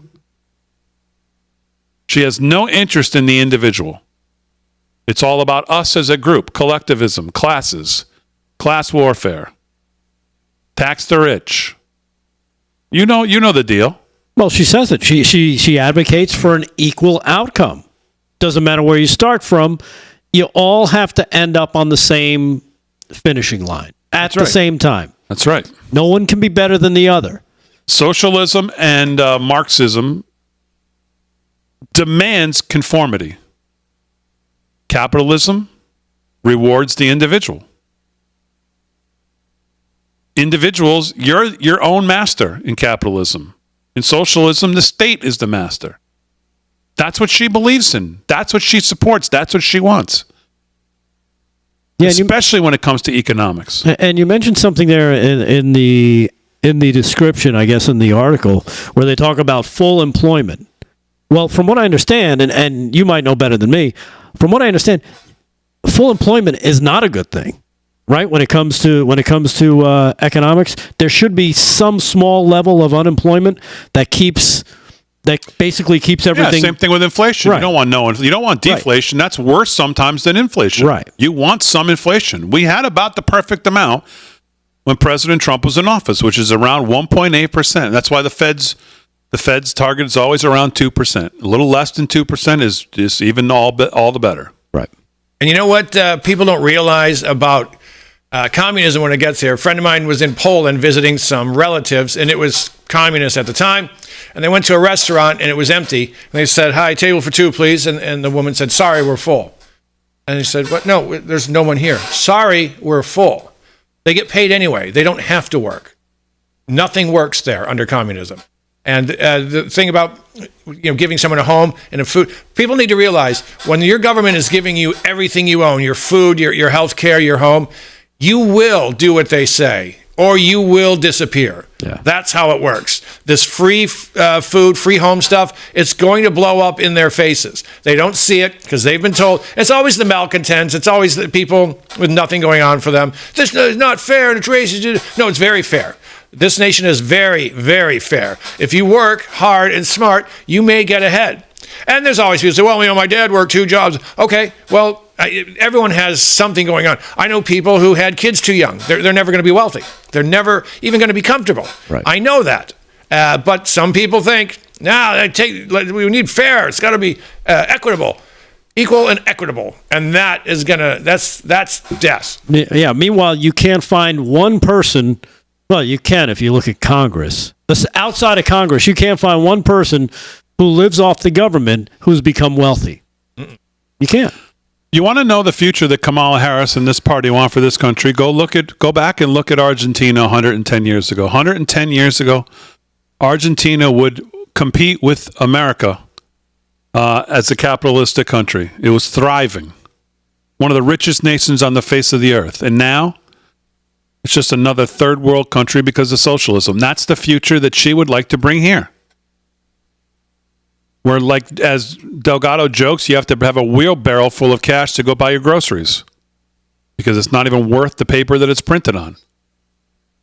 Yeah, and think about it. Over 100 years ago, they've been trying to vote their way out of communism, and they haven't been able to do it. I wonder why that is. All right, we'll continue to monitor what lies are happening out there in Chicago. There's many. Hillary Rotten Clinton is going to speak tonight at some point. We'll see how much of her we can stomach. Not much. That's about enough.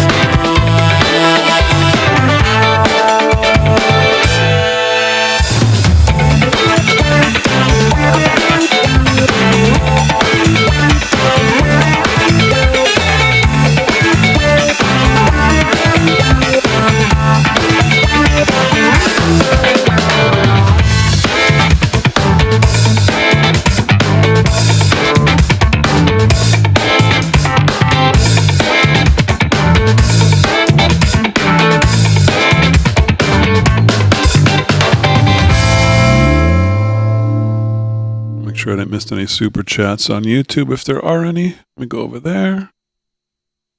It takes so long for the chat to open up on YouTube. I don't know. That's weird, right? Because YouTube sucks. Oh, I did miss one. I apologize, whoever this is. Excuse me. Child of the King. Thank you for the super chat on YouTube. He says, Kakala puts walls around the DNC, but she's against walls. She hires extra police, but bails out criminals. She doesn't want ID for voting, but you must present ID to enter the DNC equals Marxist Kakala and commie tampon will destroy America. As planned. Well, you're absolutely right. First of all, thank you for the super chat. Great way to support the show. Super chat on YouTube. Absolutely right. So they got walls. They got more protection around the DNC. You saw they've got more fencing and walls put around, but not for you. Not for you.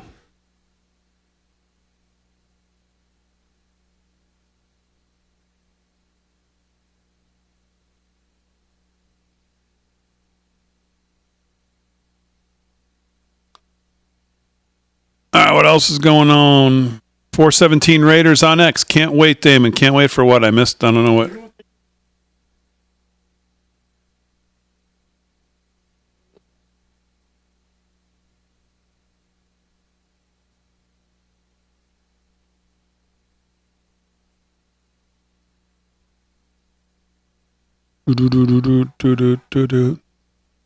KDJ, meet up with Damon in PA. Who Dat Nation on X? No, we did not. We were about 2.5 hours away from each other. Mm-hmm. A little casino action. No. I was on the courts all day.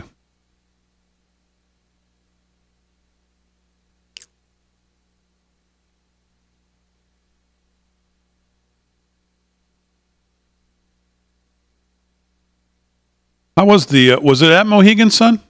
You know what? We thought it was, so we paid a little extra to stay there. It was actually about 11 minutes away. The arena is the same owner. Yeah. How's the Mohegan Sun there?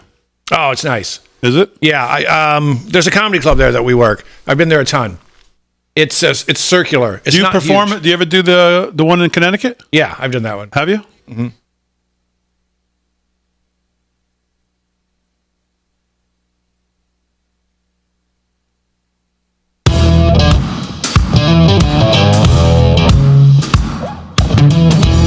All right, 30 minutes past the hour, live from Studio 6B on a Monday night. Let's do a little more news. We haven't done too much news here.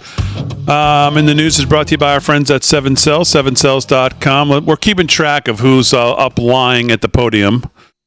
No idea who that is. Who's that's the UAW president, that creep. God, he's a creep. Sean Davis, not Sean Davis, whatever. Who Sean cares? Fain. Sean Fain, yeah, him. All right, we'll keep track of who's up there lying about whatever, and we'll see. He's lying. Yeah, all the time. EVs are going to kill Detroit, my hometown. I have some people who work there. I don't know if I should give any names because, I'm a loudmouth, right-wing nut job on the television. No. But they are the workers are pro-Trump, obviously. They know that EVs are crap. No one's buying them. No one wants them. And but these knuckleheads, it's these union clowns. These are the ones backing Kamala, and the workers are against her, just against her. They see it. So this guy, someone's paying him. Someone's got to be paying him. Well, it's always the management. It's never the workers. The workers are always, hey, you know what? I got to deal with real life. This guy's in upper management. He's detached from what the real workers are going through. Somehow he gets elected, and somehow he never leaves. Isn't that just like a Biden? Yeah. Or a Pelosi? Let's do the news. News is brought to you by 7cells. What's going on, Rick Delgado? Yeah, what do you want? Anyhow, this was from John Solomon's Just the News. Robert Greenway, a retired intelligence officer who advised former President Trump, warned that the Biden administration is losing the ability to deter future attacks by Iran and that a strike on U.S. soil by a Tehran-backed terrorist group, Hezbollah, is a very real possibility. Well, deter. He's basically helping. Yeah, he's cheerleading it on and funding it. Greenway criticized President Joe Biden's failed efforts to secure an elusive nuclear deal with Iran as appeasement, noting that the administration had freed billions of dollars in oil sales and sanctions relief for Tehran, only to see Iran ramp up its worldwide terrorist activities through its proxies like Hezbollah, Hamas, and the Houthis, the three H's. The access to resources completely predicates how much malign behavior they're going to engage in, and we're seeing it on full display in real time, he told Just the News. Deterrence has been dismantled by the Biden administration in order to pursue appeasement. Greenway's comments come during an interview with John Solomon's on his show, Just the News, No Noise, and said that that a memo specifically cited Hezbollah's recent activities, including an attack on an Israeli soccer field, as warning signs, asked whether Hezbollah could attack on U.S. soil, something the FBI has long warned about. Greenway answered, there's no question that this is a very real possibility. So there you have that. Coming from John Solomon's Just the News. Over here on, Fox News. Of course, Joe Biden, the skeleton, is he's just focusing on his legacy in the final months of his campaign.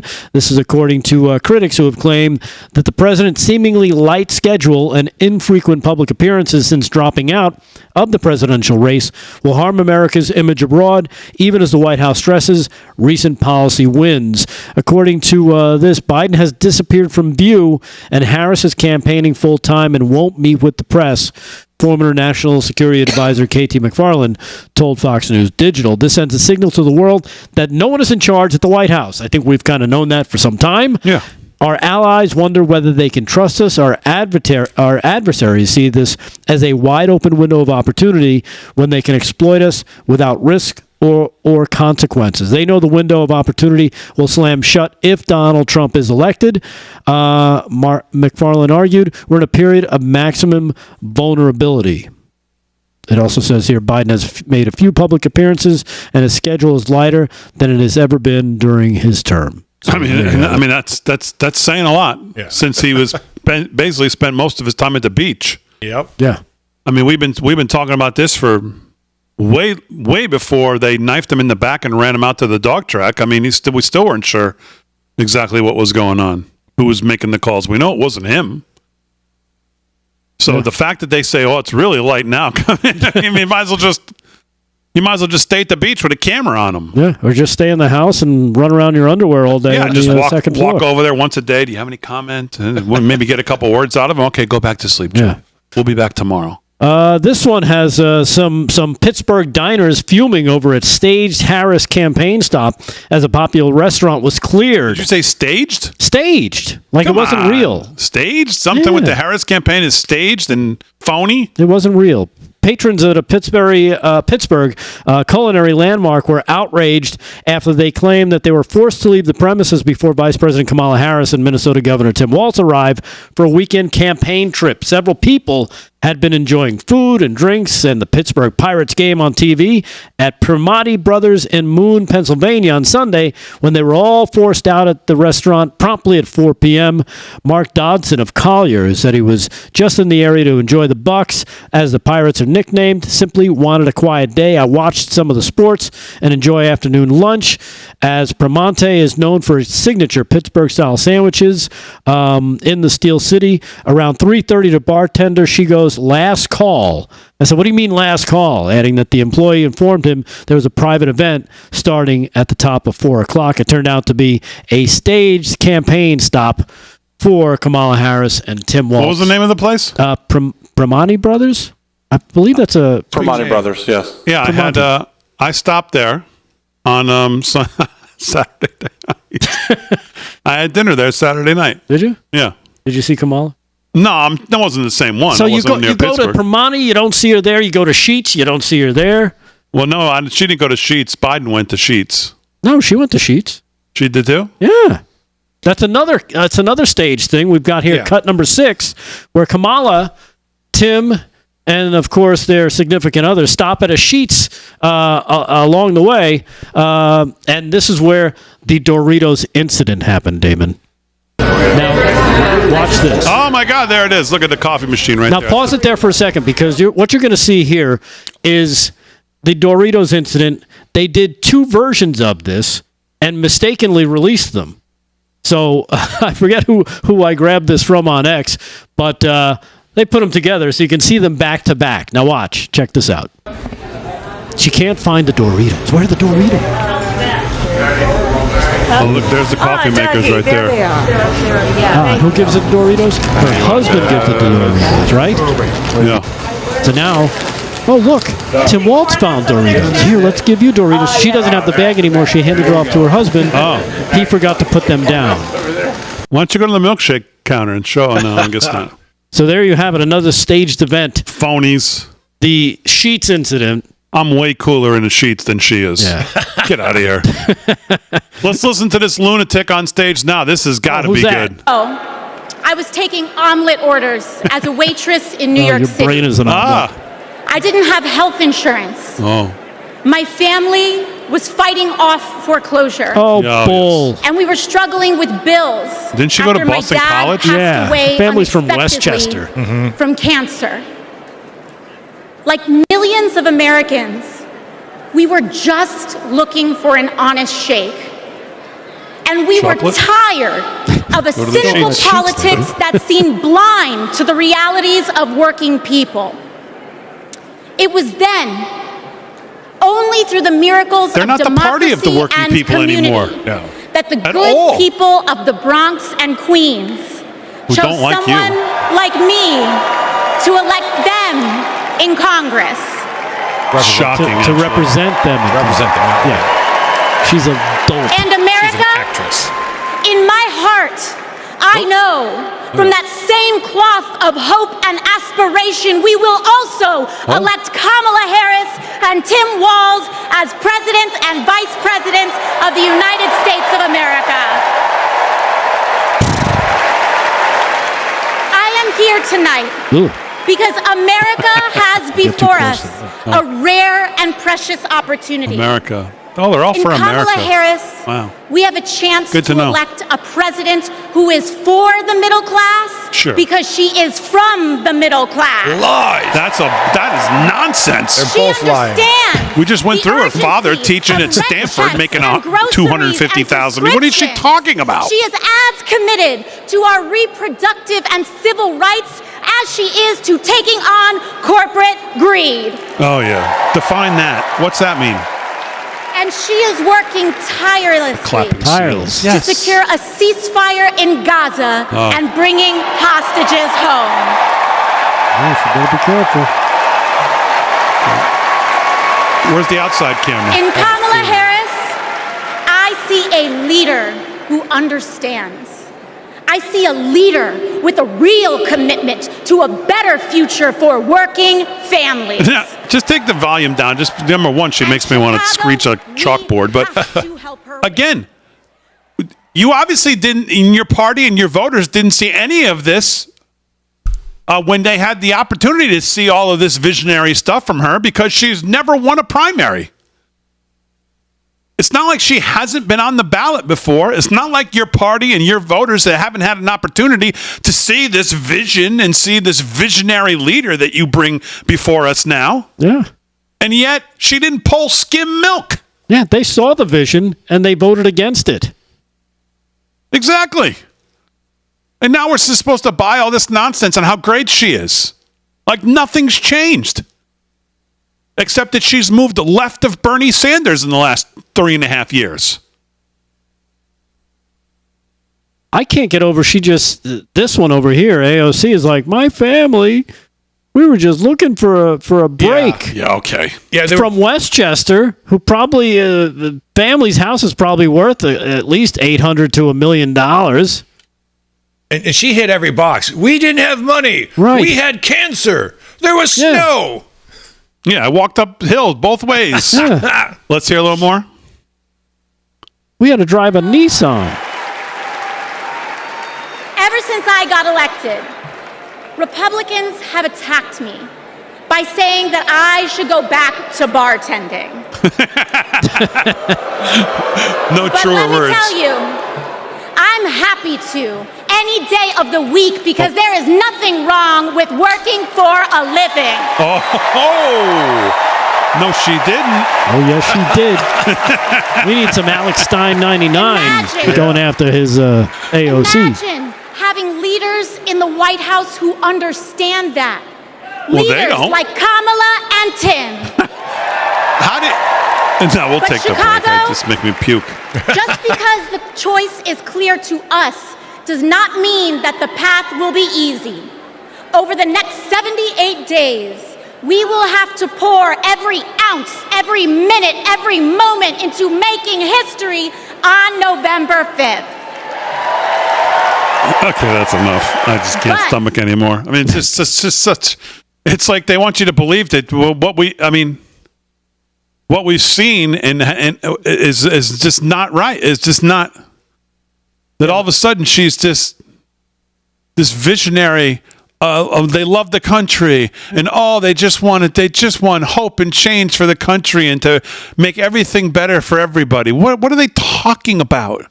It's hope and faith, Dave. Hope and faith. I mean, God. I don't know how I can take 4 days of this. I'm going to start drinking on set this week. All right, live from Studio 6B. We're back right after this.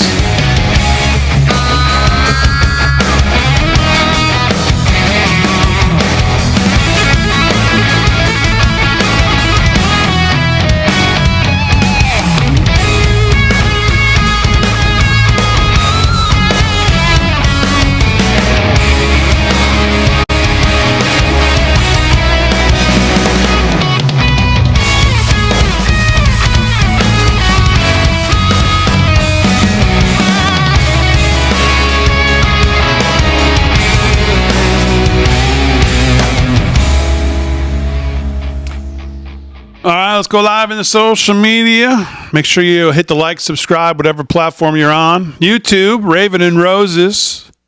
Super chat, thank you very much. My husband enjoys your humor, fellas. And I said I should leave you guys a tip. Well, that's very nice of you. Thank you very much. Raven and Roses on YouTube. Here's a tip. Don't quit your day job. With a super chat. Thank you very much. I won't. Bombing at the Holiday Inn on a Wednesday. That was great. I mean, this is what they're going to try to get by with all week. Like voters haven't had a chance to see her. I mean, what?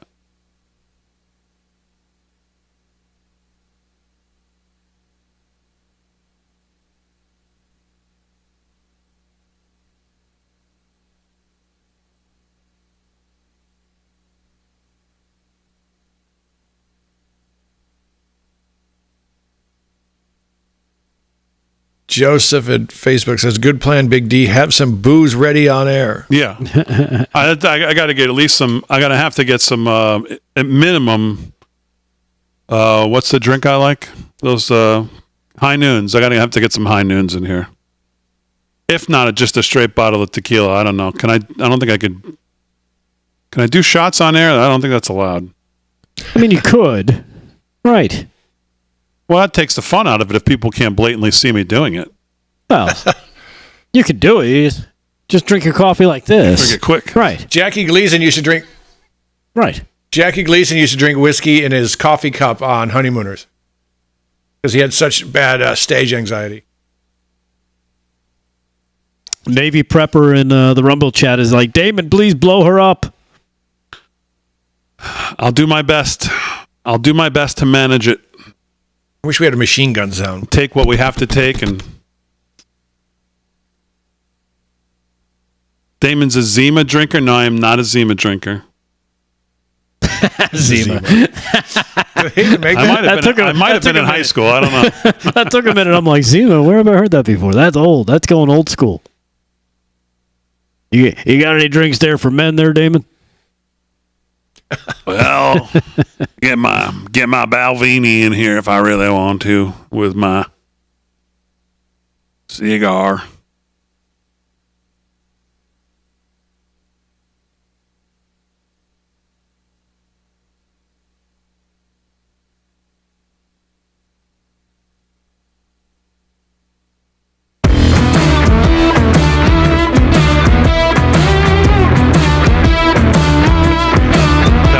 Thursdays, maybe, for her. Yeah. I don't know. Who knows? All right, what am I doing? 13th to the hour, live from Studio 6B on a Monday, new week. Glad you're in.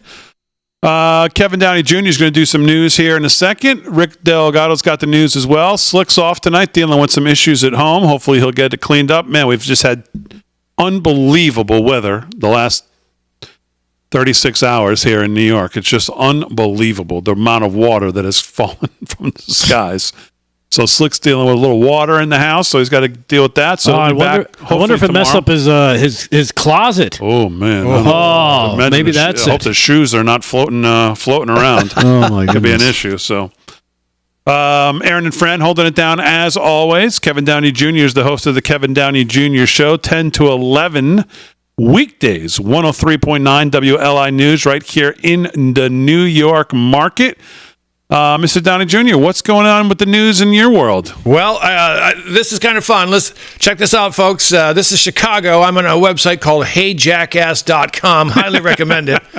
And it talks about the shootings in the Windy City. And every weekend is a festival of lead, if you get my drift there. Check this out. So far, total shot this year, 1,985. Now, over the weekend, keep in mind it's summer, so things get a little dicey in the summer. 6 killed and another 26 wounded over the weekend. This is Chicago. But what's keeping the cops home? Well, it would be the Democrat National Convention is keeping cops home. This comes from my friend Matt Walsh. We all know Matt from PJmedia.com. I work there with him. And check this out. Matt Margolis, sorry. Yep. Thank you. I forgot to say Margolis. Yes. Here it is. 1,000 cops called in sick already. And Nice. that is just a huge number. I know it's a big police force, but keep in mind, these officers would rather go out when 26 people are getting shot. They'll take that on the DNC. Or the DNC thing, they don't want to be out there. And they've got a commander, Yakimba Phillips, that's a high-ranking officer. She called in sick and blamed it on PTSD. I was going to say, one of them blamed it on PTSD because I happened to read Margolis today, yeah. Yeah. They're calling in sick in droves. Keep in mind, the previous mayor, the one who looked like a pug, I can't remember her name. Before you remember Lightfoot. Yeah, Lightfoot. Beetlejuice. She set this thing where you can't really pursue a bad guy on foot. Right. Sure.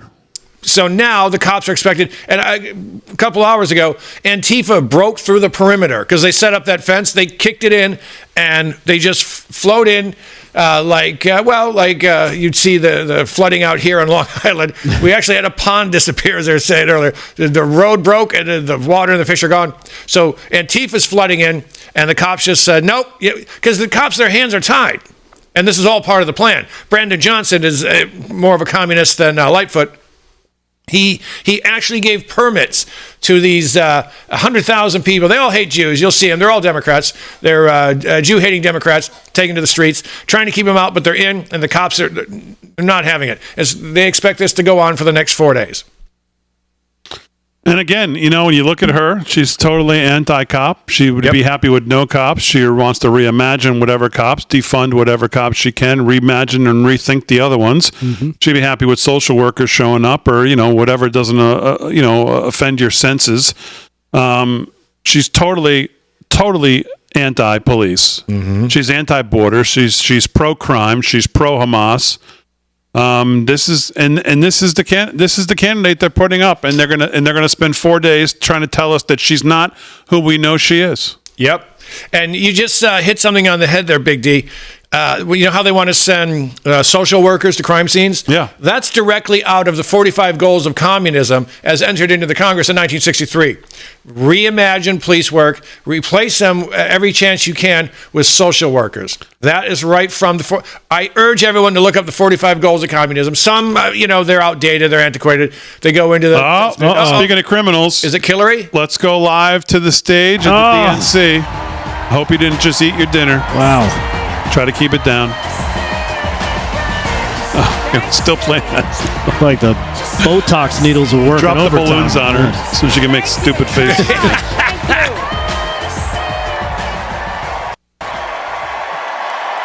Oh, God. Is there a more detestable person in public ever? Has there ever been a more detestable, phony, despicable person than this lady? Never. Such a reptile. I don't know why they're all. She embarrassed you in 2016. I don't know why you love her all so much. I don't get it.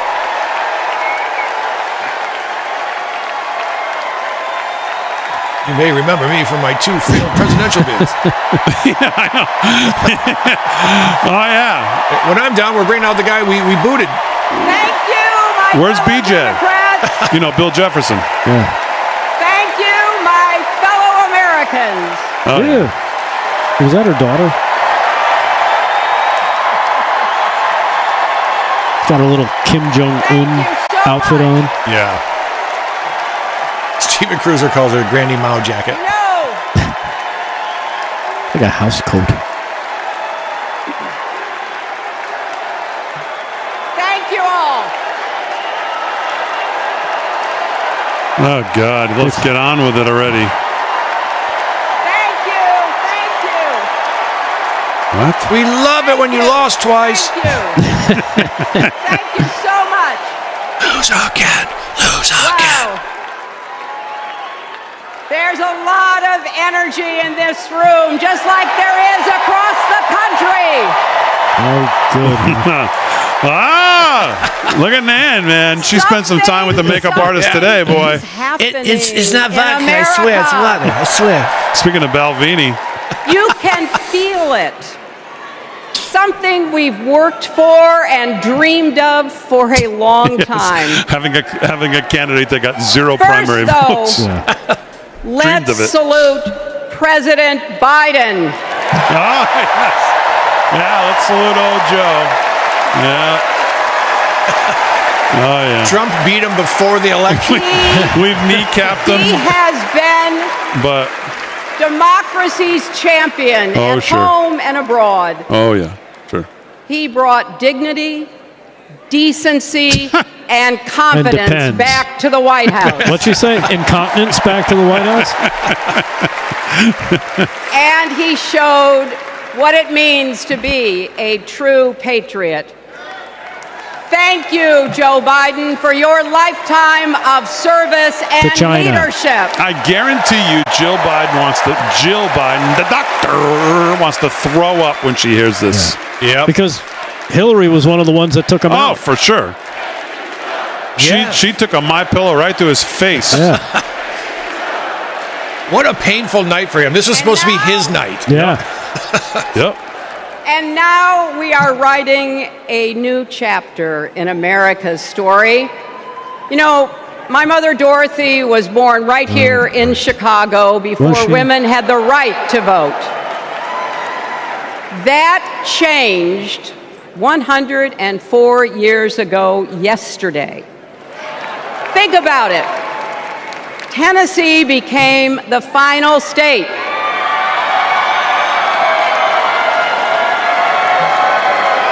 to ratify the 19th Amendment to the Constitution. The state legislature was deadlocked until one lawmaker's mother, a widow who read 3 newspapers a day, sent a letter to her son. No more delays, she wrote. Really? Give us the vote. And since that So day, what's she going to tie this to? every generation has carried the torch forward. In 1972, a fearless black congresswoman Does she have any hot sauce in her named pockets tonight, Shirley you think? Chisholm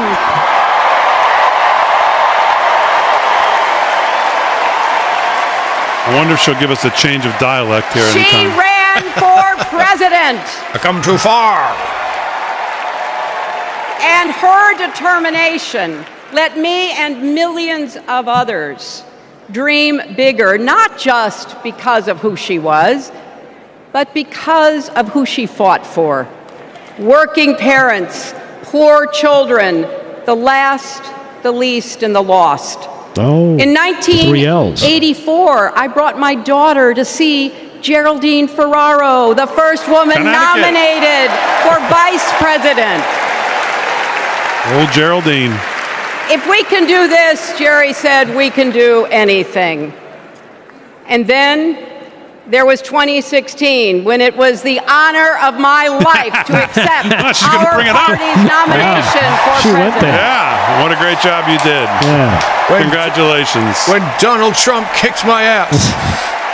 Basically, a political novice came in and destroyed my entire political career. And I sent you nearly all screaming. 66 million Americans voted for a future where there are no ceilings on our dreams. And you lost. Is she serious? Rewriting history. And afterwards, we refused to give up on America. Millions marched, many ran for office. We kept our eyes on the future. Well, my friends, the future is here. Another shot of Nan. Almost feel like she should have a tiny mustache. I wish my mother and Kamala's mother could see us. They would say, keep going. Keep losing. Shirley and Jerry would say, keep going. And there's the exit. Keep going. You know, the one thing you say about them, though, is they have a movement. They keep going. just like what they did to Biden. I mean, Families building better lives. they will do whatever they have to win. Slashing to afford child care. Young people struggling to pay the rent. They're all asking us to keep going. But you're the reason they're struggling to pay the rent. So, with faith in each other and joy in our hearts, let's send Kamala Harris and Tim Walz to the White House. You know, it's killing her to say that. You really of course it is. I mean, this whole thing has just got to be eating her up. Like, She's trying to think of how she can push Kamala off the stage here to get back in there. The story of my life and the history of our country is that progress is possible but not guaranteed.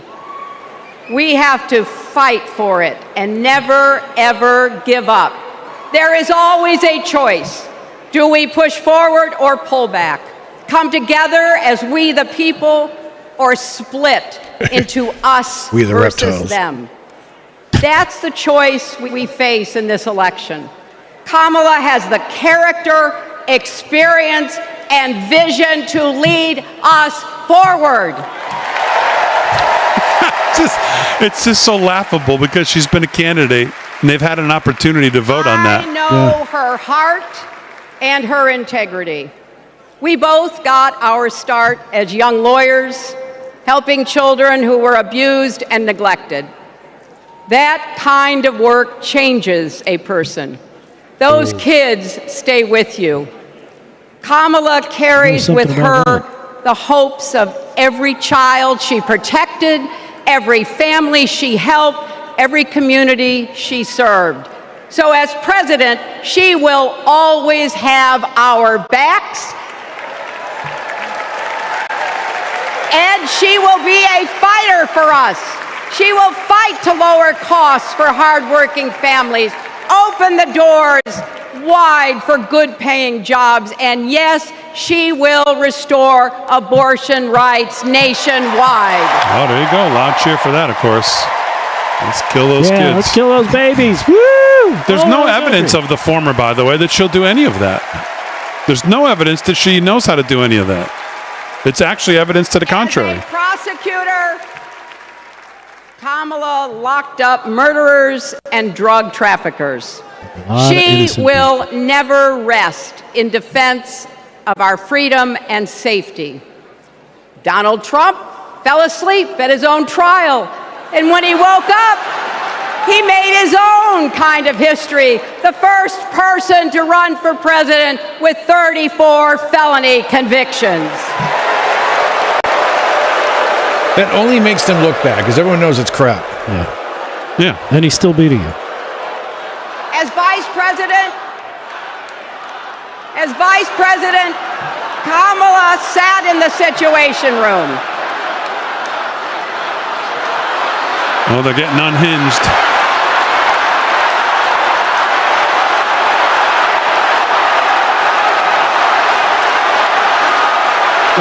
Again, is there a more unlikable person ever in public than her? I don't think so. No. Not that I could think of. But we also know, as vice president, Kamala sat in the Situation Room and stood for America's values. I know what it takes, and I can tell you, as commander-in-chief, Kamala won't disrespect our military and our veterans.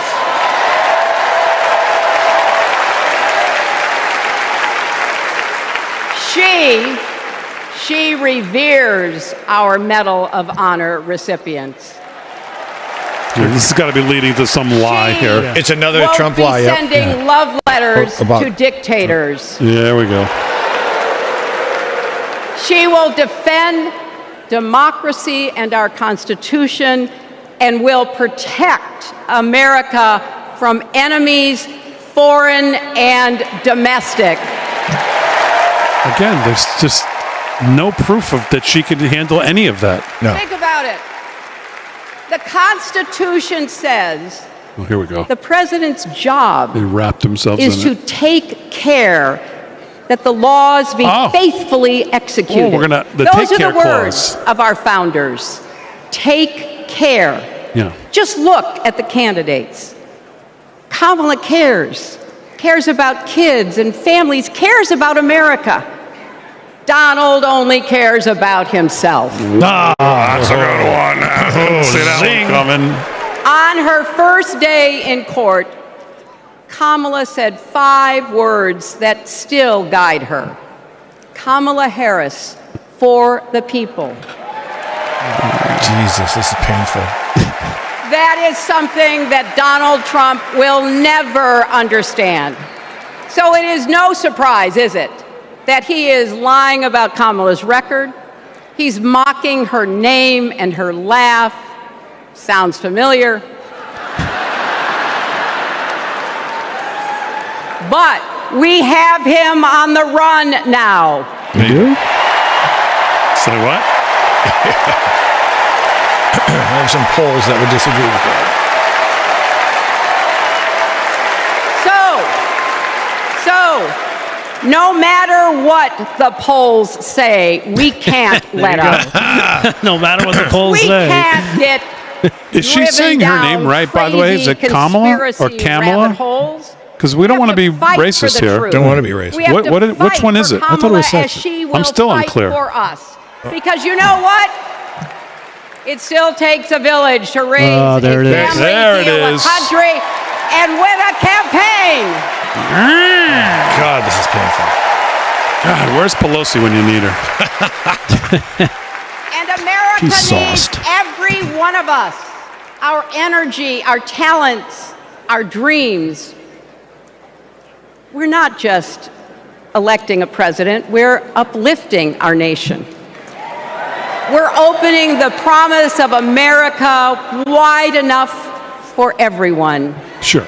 Together, we've put a lot of cracks in the highest, hardest glass ceiling. I thought you said there was none. She's trying to make herself a winner tonight- somehow here. Yeah. Tonight, so killing close her. to breaking This through just once destroys and her. for all.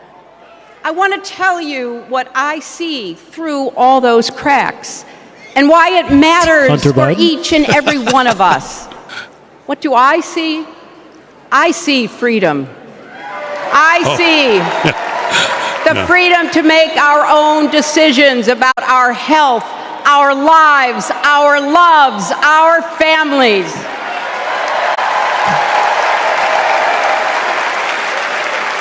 The freedom to work with dignity and prosper, to worship as we choose or not, to speak our minds freely and honestly. I see freedom from fear and intimidation, from violence and injustice, from chaos and corruption. I see the freedom to look our children in the eye and say, Why couldn't in it be America, me? you can go as far as your hard work and talent will take you, and mean it. And you know what? On the other side of that glass ceiling is Kamala Harris raising her hand and taking the oath of office as our 47th President of the United States. I mean, this is, listen, this is a speech that the base obviously is going to eat up. This is a base election. But the problem is the base is not When a barrier really falls not the for America one of she us, it describes. falls. No. It They're falls far and more clears the radical way than for all even of us. this. So for the next 78 days, we need to work harder than we ever have. We need to beat back the dangers that Trump and his allies pose to the rule of law and our way of life. Don't get distracted or complacent. Talk to your friends and neighbors. Volunteer. Be proud champions for the truth and for the country that we all love. I love this effort to try to tie these just kind of vanilla ideas I want my grandchildren into the country that we and their love. grandchildren. Make it. Where are the American flags, by the I was way? here at this moment. Are there any American that flags? We were here, and that we were with Kamala Harris every step of the way. This is our time, America. This is when we stand up. This is when we break through. The future is here. It's in our grasp. Let's go win it.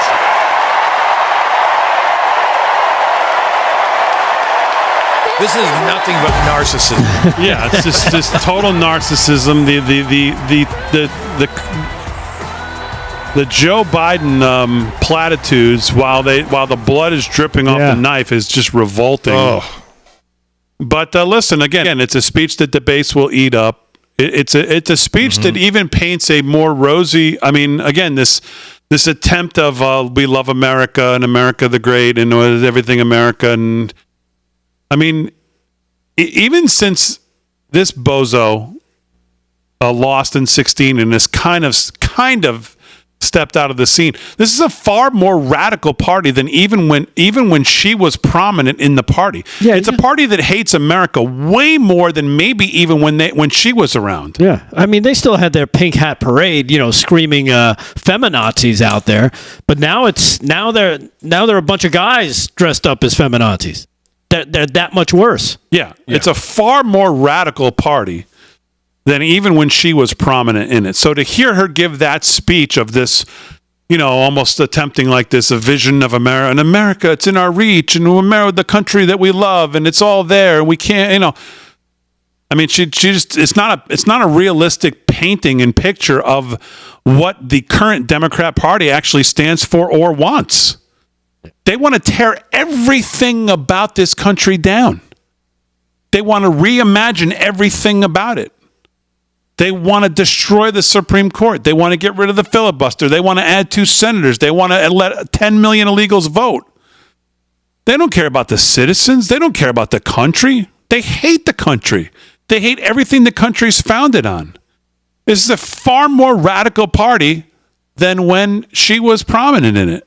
So the picture she paints might sound good from the platitudes, and it might get a lot of claps, and in the mainstream media, news talking heads will be like, "Oh, what a visionary speech!" But she doesn't describe the party that's currently running.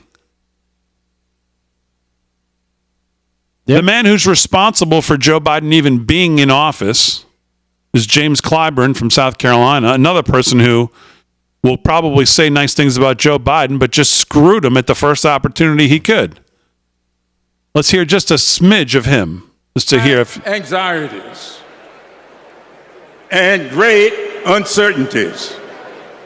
A daily virus ranged, schools closed. Oh, that's good. That's enough. That's enough. That's enough of him. Right. Remember when we lied to you so we could see how much communism you'd take? Exactly. See how far we could take you? We got some monkeypox lined up next. All right, it's 11 minutes past the hour of 10. We stayed on a little longer here. Charlie Kirk is actually going to be taking over. They're going to be doing a little live streaming tonight as well. So we're waiting on him. And as soon as he's ready or starts, we'll throw it to Charlie around probably 10:30 or so. So we'll stay with you for another 18 minutes until that happens. But, this is, I mean, listen, again, this is going to be a base election. It's just that the base that they're describing, or the things that they would make you want to believe their base believes in, is not what they believe in. No. What they believe in is happening outside the arena. Where is the outside camera?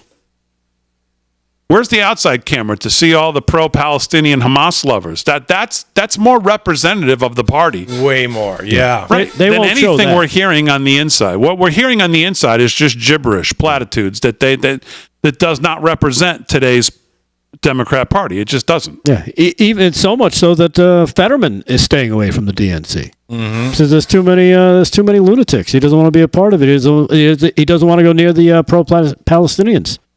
And, you talk about the base election. How about watching their base walk away from them? That's a big problem that the Democrats have. Here's a cut of one of those people right now, cut number 7, talking about Chicago, the Democrats, and what they've seen and why they're not going to be voting Democrat this time around. Cut number 7, check this out. Tell me what's going on with the migrant crisis here in Chicago. So I will tell you right now, I'm a person that lives on the south side of Chicago, and the migrants that have come in At one point, they were coming in and we were feeling very sorry for them because they came in at a time where the weather was cold. So we're seeing all these people in tents and all this and that.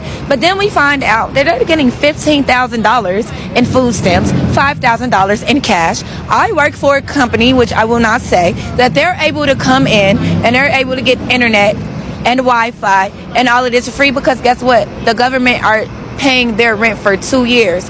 Why is the government paying people that came from another country rent for 2 years? Can we explain that? Because it's a housing crisis right now with multiple homeless people on the streets right now that I could follow and show you homeless people that's been living on the streets. So what makes the migrants better from coming to another country that they get all of this? You know why? I'm going to say why. Because we're about to have another presidential election. So if we make these migrants democratic and we give them the right to vote and we give them all of these things, they're going to vote. And then, boom. I'm a Trump supporter, by the way. Nice. There you have it. Again, from the streets of Chicago, South Side, you don't think it's happening. It's happening. They just don't want to address it. And I think that again, gives credence that Trump needs to schedule more of these things, getting into those neighborhoods. Getting in and meeting these people, they'll find that they'll probably be a lot more appreciative of him stopping by and being seen, as opposed to just expecting what the Democrats expect is, well, you're black, you're going to vote for me, or you ain't black. So. Yeah. I'm sure there's, and she paints the picture of, well, at first, okay, but then all of a sudden it's like, the black vote, as we know from our friends Diamond and Silk and other ways, but I think of them when I think of it, because they came on this show multiple times and they talked about the fact that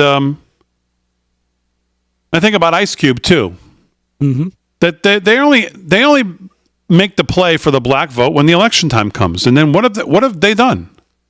They just take advantage of the vote, but they don't. It's like Ice Cube saying, "Well, yeah." I reached out to both campaigns, and then after the election, I never heard from the Democrats, but I heard from the Trump team. It's the same thing. They only care about the black causes. The Democrat Party does when it gets closer to election time. Yep. And then after that, you vote for them again, and nothing happens. And then they don't give a damn. And they do everything to hurt. Every policy that they stand for hurts the black community. Right. Everything. And this, so the South Side, there was a big ruckus. The Democrats said, we're going to take your sporting complex. There's a nice building there. We're going to fill it full of illegal immigrants. And there were huge arguments. And women were saying, look, my kid comes here to play ball after school because I don't want him to join a gang. And you take this away from us. And now you're building them apartments. And they were screaming at their aldermen. Chicago has aldermen, council person, they're screaming at them. And these are not racist white people saying get the brown people out of here. These are black folks saying, why are you building stuff for them when we've got people here, black people living on the streets now? How can you explain that? And they can't. They can't explain it other than to say that they're here to replace you, and they're never going to do that until it's go time. Yeah. One other thing I wanted to get to, we're keeping an eye on what's going on the stage. Charlie Kirk's going to come on around 10:30 or so. There was an article today in the American Thinker, Joan Swertsky, which I won't take you through the whole thing, but I'll just get to the point. And it's entitled "The Words That We Need to Win in 24." And she basically says, she lives in a far left community, and says, the entire world has witnessed over the past 8 years since the man that the media and Hollywood and everybody else used to lionize and admire and rewarded him with a 15-year success TV show, The Apprentice, until he descended the escalator in Trump Tower in 2015 and announced his candidacy for presidency of the United States. A true mass hysteria erupted to denounce, vilify, degrade, reject, and ultimately try to destroy, including with a bullet, Donald Trump. And the primary reason was because America had just survived 8 years of hate-filled American regime of Barack Obama, whose communist leanings had successfully ushered in socialized medicine via Obamacare, socialized education via the Common Core curriculum, both disastrous contributions to the devolution of America. The left fully anticipated that the woman we just saw on stage, Hillary Clinton, would spend the next 8 years completing that mission and their 100-year mission to turn out dastardly capitalistic system with its allegiance to the horrific Constitution of the United States, turn that into the communist paradise on earth that they all fervently believe in, including currently to this day. And she basically says there's examples of things that we need to win the war on words as we head into this last part into this election. And she says just a few examples of the words I'm talking about.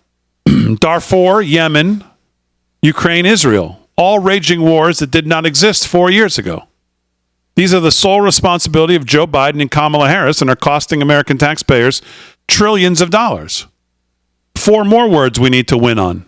11 million illegal aliens. That's how many have crossed our southern border, thanks to Joe Biden and Kamala Harris. Drug, sex traffickers, gang members, communists, Islamic terrorists, Chicon soldiers, with elite Chinese units, Venezuelan prisoners. Mass invasion is now draining the economy of, again, trillions of dollars, all because of Biden and Harris. We need to win on those 4 words. 2 words we need to win on. COVID-19 shots. While follow the science, leftists were wagering their sanctimonious fingers at us to keep our distances, wear our masks, and take not only our COVID vaccine, but every booster that came down the pike. Journalists were writing about the deep corruption of big pharma and scientists pushing what turned out to be highly dangerous inoculations. They're going to try to do it again. We need to win on that. 3 words we need to win on. October 7th, 2023. Liberals, including millions of Jewish liberals, are pretending that the virulent anti-Semitism vomited forth by the Democratic Party, including traitorous Jews like the quisling Chuck Schumer, won't affect their vote for a Democrat. Why? My theory is because the stupid Jewish women who vote for Democrats along with their whipped husbands believe that nothing on earth is more important than abortion. Nothing quite beats the taking of a viable human life in many states up to the moment of birth. 2 more words we should win on. United Nations. For decades, this is a rancid anti-American, anti-Semitic organization. Has contaminated both our foreign and domestic policies. A new installed President Trump would kick this monstrosity out of the U.S. for good. And then the last 1 word we need to win on is Trump. Let's face it, if there's one thing we've learned since President Trump exposed the deep state and all its nefariousness, is that the voters don't really count. It's just the government, which is gigantic controlling tentacles of the State Department, Department of Justice, CIA, FBI, NSA, that really call the shots, no matter which political party is in power. And we know who the biggest threat to all of that is. And that, of course, is Donald Trump. And she says, I have no crystal ball, but I would not be surprised if this campaign season features more of the same. Colossal dishonesty from the Democrat camp, a fact-saturated agenda from the Republican camp, and a late August surprise, a September surprise, an October surprise, even an early November surprise from the deep staters, who will go on to wonder why the one assignment they had was such a crashing failure. So interesting take on an interesting article on some words that we need to remind people of as we head in this last 78 days or so. Who's on stage now? Is that deplorable Jamie Raskin? Liar. Oh, I hate him. Jamie Rat's Nest. Oh. What he has on his head. That guy polls lower than chlamydia. Exactly. He's monstrous. I don't even. This is going to be quick, Aaron. But let's just hear just. That the president's job, under Article 2 of the Constitution, is to take care that the laws are faithfully executed. Okay, that's enough. Now, this is twice I've heard this. The take care clause. Mark Levin has been bringing this up for months to the Republicans who have acted on nothing. Has Joe Biden taken care of the rule of the laws of this country? Has he faithfully executed? Has he taken care of the immigration law in this country? I'll say no. So for the Democrats to be on stage tonight taking part and using the take care clause of the Constitution, which some of us have been railing on for Republicans to use when it talks about what you could impeach Joe Biden on, when it mattered, which was like 3 years ago, 2 years ago, 2.5 years ago. The take care clause was the thing that most people pointed to. And now the Democrats are on stage tonight using the take care clause somehow to their advantage. Joe Biden has done everything but take care of this country, or take care of the laws and faithfully execute the laws of this country when it comes to immigration law and many other things. But yet here they are. And I just go back to this report put out by the Oversight Committee today, and just the most Republican thing you could ever think of. On a day that they're doing this on stage, and Joe Biden's out the dog track. But here's this big report that who cares? I mean, it's just crazy. And they're going to cheer for him. You just got busted swiping $27 million, and Trump beat you before Election Day. Let's hear it for Joe. Speaking of a couple of the things in this report, here's the major findings in this detailed report. From 2014 to the present, Biden family members and their associates received over $27 million from foreign individuals or entities as part of their influence peddling operation. Joe Biden knowingly used his status as vice president to garner favorable outcomes for his son and his business partners' foreign business dealings. The Biden family leveraged Joe Biden's political office to obtain an $8 million in loans from Democrat benefactors. Under the Biden regime, the Justice Department and the FBI afforded special treatment to Joe Biden's son, Hunter Biden. The Biden Justice Department misled Congress about the independence of law enforcement entities in the criminal investigation of Hunter Biden. The White House obstructed the committee's impeachment inquiry by withholding key documents and witnesses. The report concludes that the committees are continuing their investigation amid President Biden's obstruction, but because the evidence uncovered to date already amounts to impeachable conduct, they will present the information to the House of Representatives for its evaluation and consideration of appropriate next steps. So that in American Greatness today, and just kind of a summary of this impeachable offenses dropped by the Oversight Committee in this 300-page report. So, all right, while we wait for Charlie Kirk here, anything else in the news, Rick Delgado, that we haven't done? I was going to mention that, but you covered the story right there. If you have more on, you can do it. That's all right. It's all good. I mean, again, it's just, I know you feel differently about it than I do, but it's just... Here's something changing speeds just a little bit. I don't know if you want to go down this road, but sure, what the heck? Why don't we? When has that ever stopped you? Naked carjacker wreaks havoc on Iowa streets. Believe it or not, shocking video footage emerged, and we don't have the video. I would have sent it in. Well, Harry's in Chicago, so I know he's not in Iowa. It wasn't him. Okay. A naked man running wild on the streets of Iowa and hijacking a car before being arrested, according to this to his mugshot obtained by TMZ. The man, identified as Tyler Merrill Johnson, sprints around downtown Des Moines, the Buff, in the early hours the other day before diving into an open car window. Imagine that flying through the window at you. Totally freaking out the driver. What happens next as the driver puts up a fight, but that doesn't stop the naked carjacker. The displaced driver gets dragged when the naked guy slams the car into reverse and speeds off. Des Moines police told the Des Moines Register officers eventually caught up with the naked dude in the car after he crashed into a tree. So he lost control of the car. Maybe he took his hands off the wheel. Court documents show or something else. Exactly. He was hit with charges of second-degree theft and driving with a suspended license, as well as being naked. So there you have it. Naked carjacker story. That's always good fun. Sounds like a good television show. Naked carjackers. I got something fun here if you got a minute. We got a minute. Exactly what we have, a minute. All right. So people going to the DNC convention are checking in under different names because they're afraid of someone kicking their bahookies. Comes from the Post-Millennial. As the Democratic National Convention begins Monday in Chicago, House Democrats are reportedly being told to check in to hotels under assumed names to avoid being detected by up to 100,000 Jewish-hating Democrats. It said pro-Palestine protesters, but I told it how it really is. Yeah. My name's Kathy Smokel.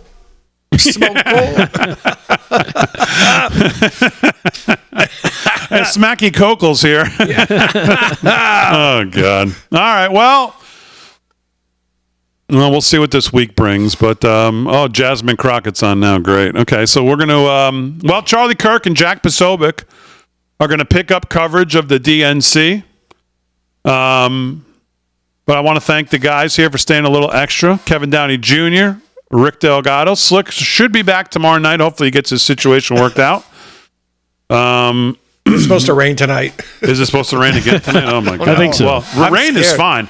This is like Noah's Ark is what we're dealing with. It's not rain. It's like teeming. So, Aaron Fran, great job as always. So we'll take you to the DNC stage right now, the Jasmine Crockett, and then Jack Posobiec and Charlie Kirk will pick up coverage right after that. So we can go to that, Aaron, whenever you're ready. We'll see you tomorrow night. Her entire career as an elected district attorney, attorney general, and senator, she's always worked for one client, the people. Meanwhile, he's a 78-year-old, lifelong predator, fraudster, and cheat, known for inciting violent mobs. Listen, y'all, he's only looked out for one person, himself. As women are dying, he is bragging about overturning Roe.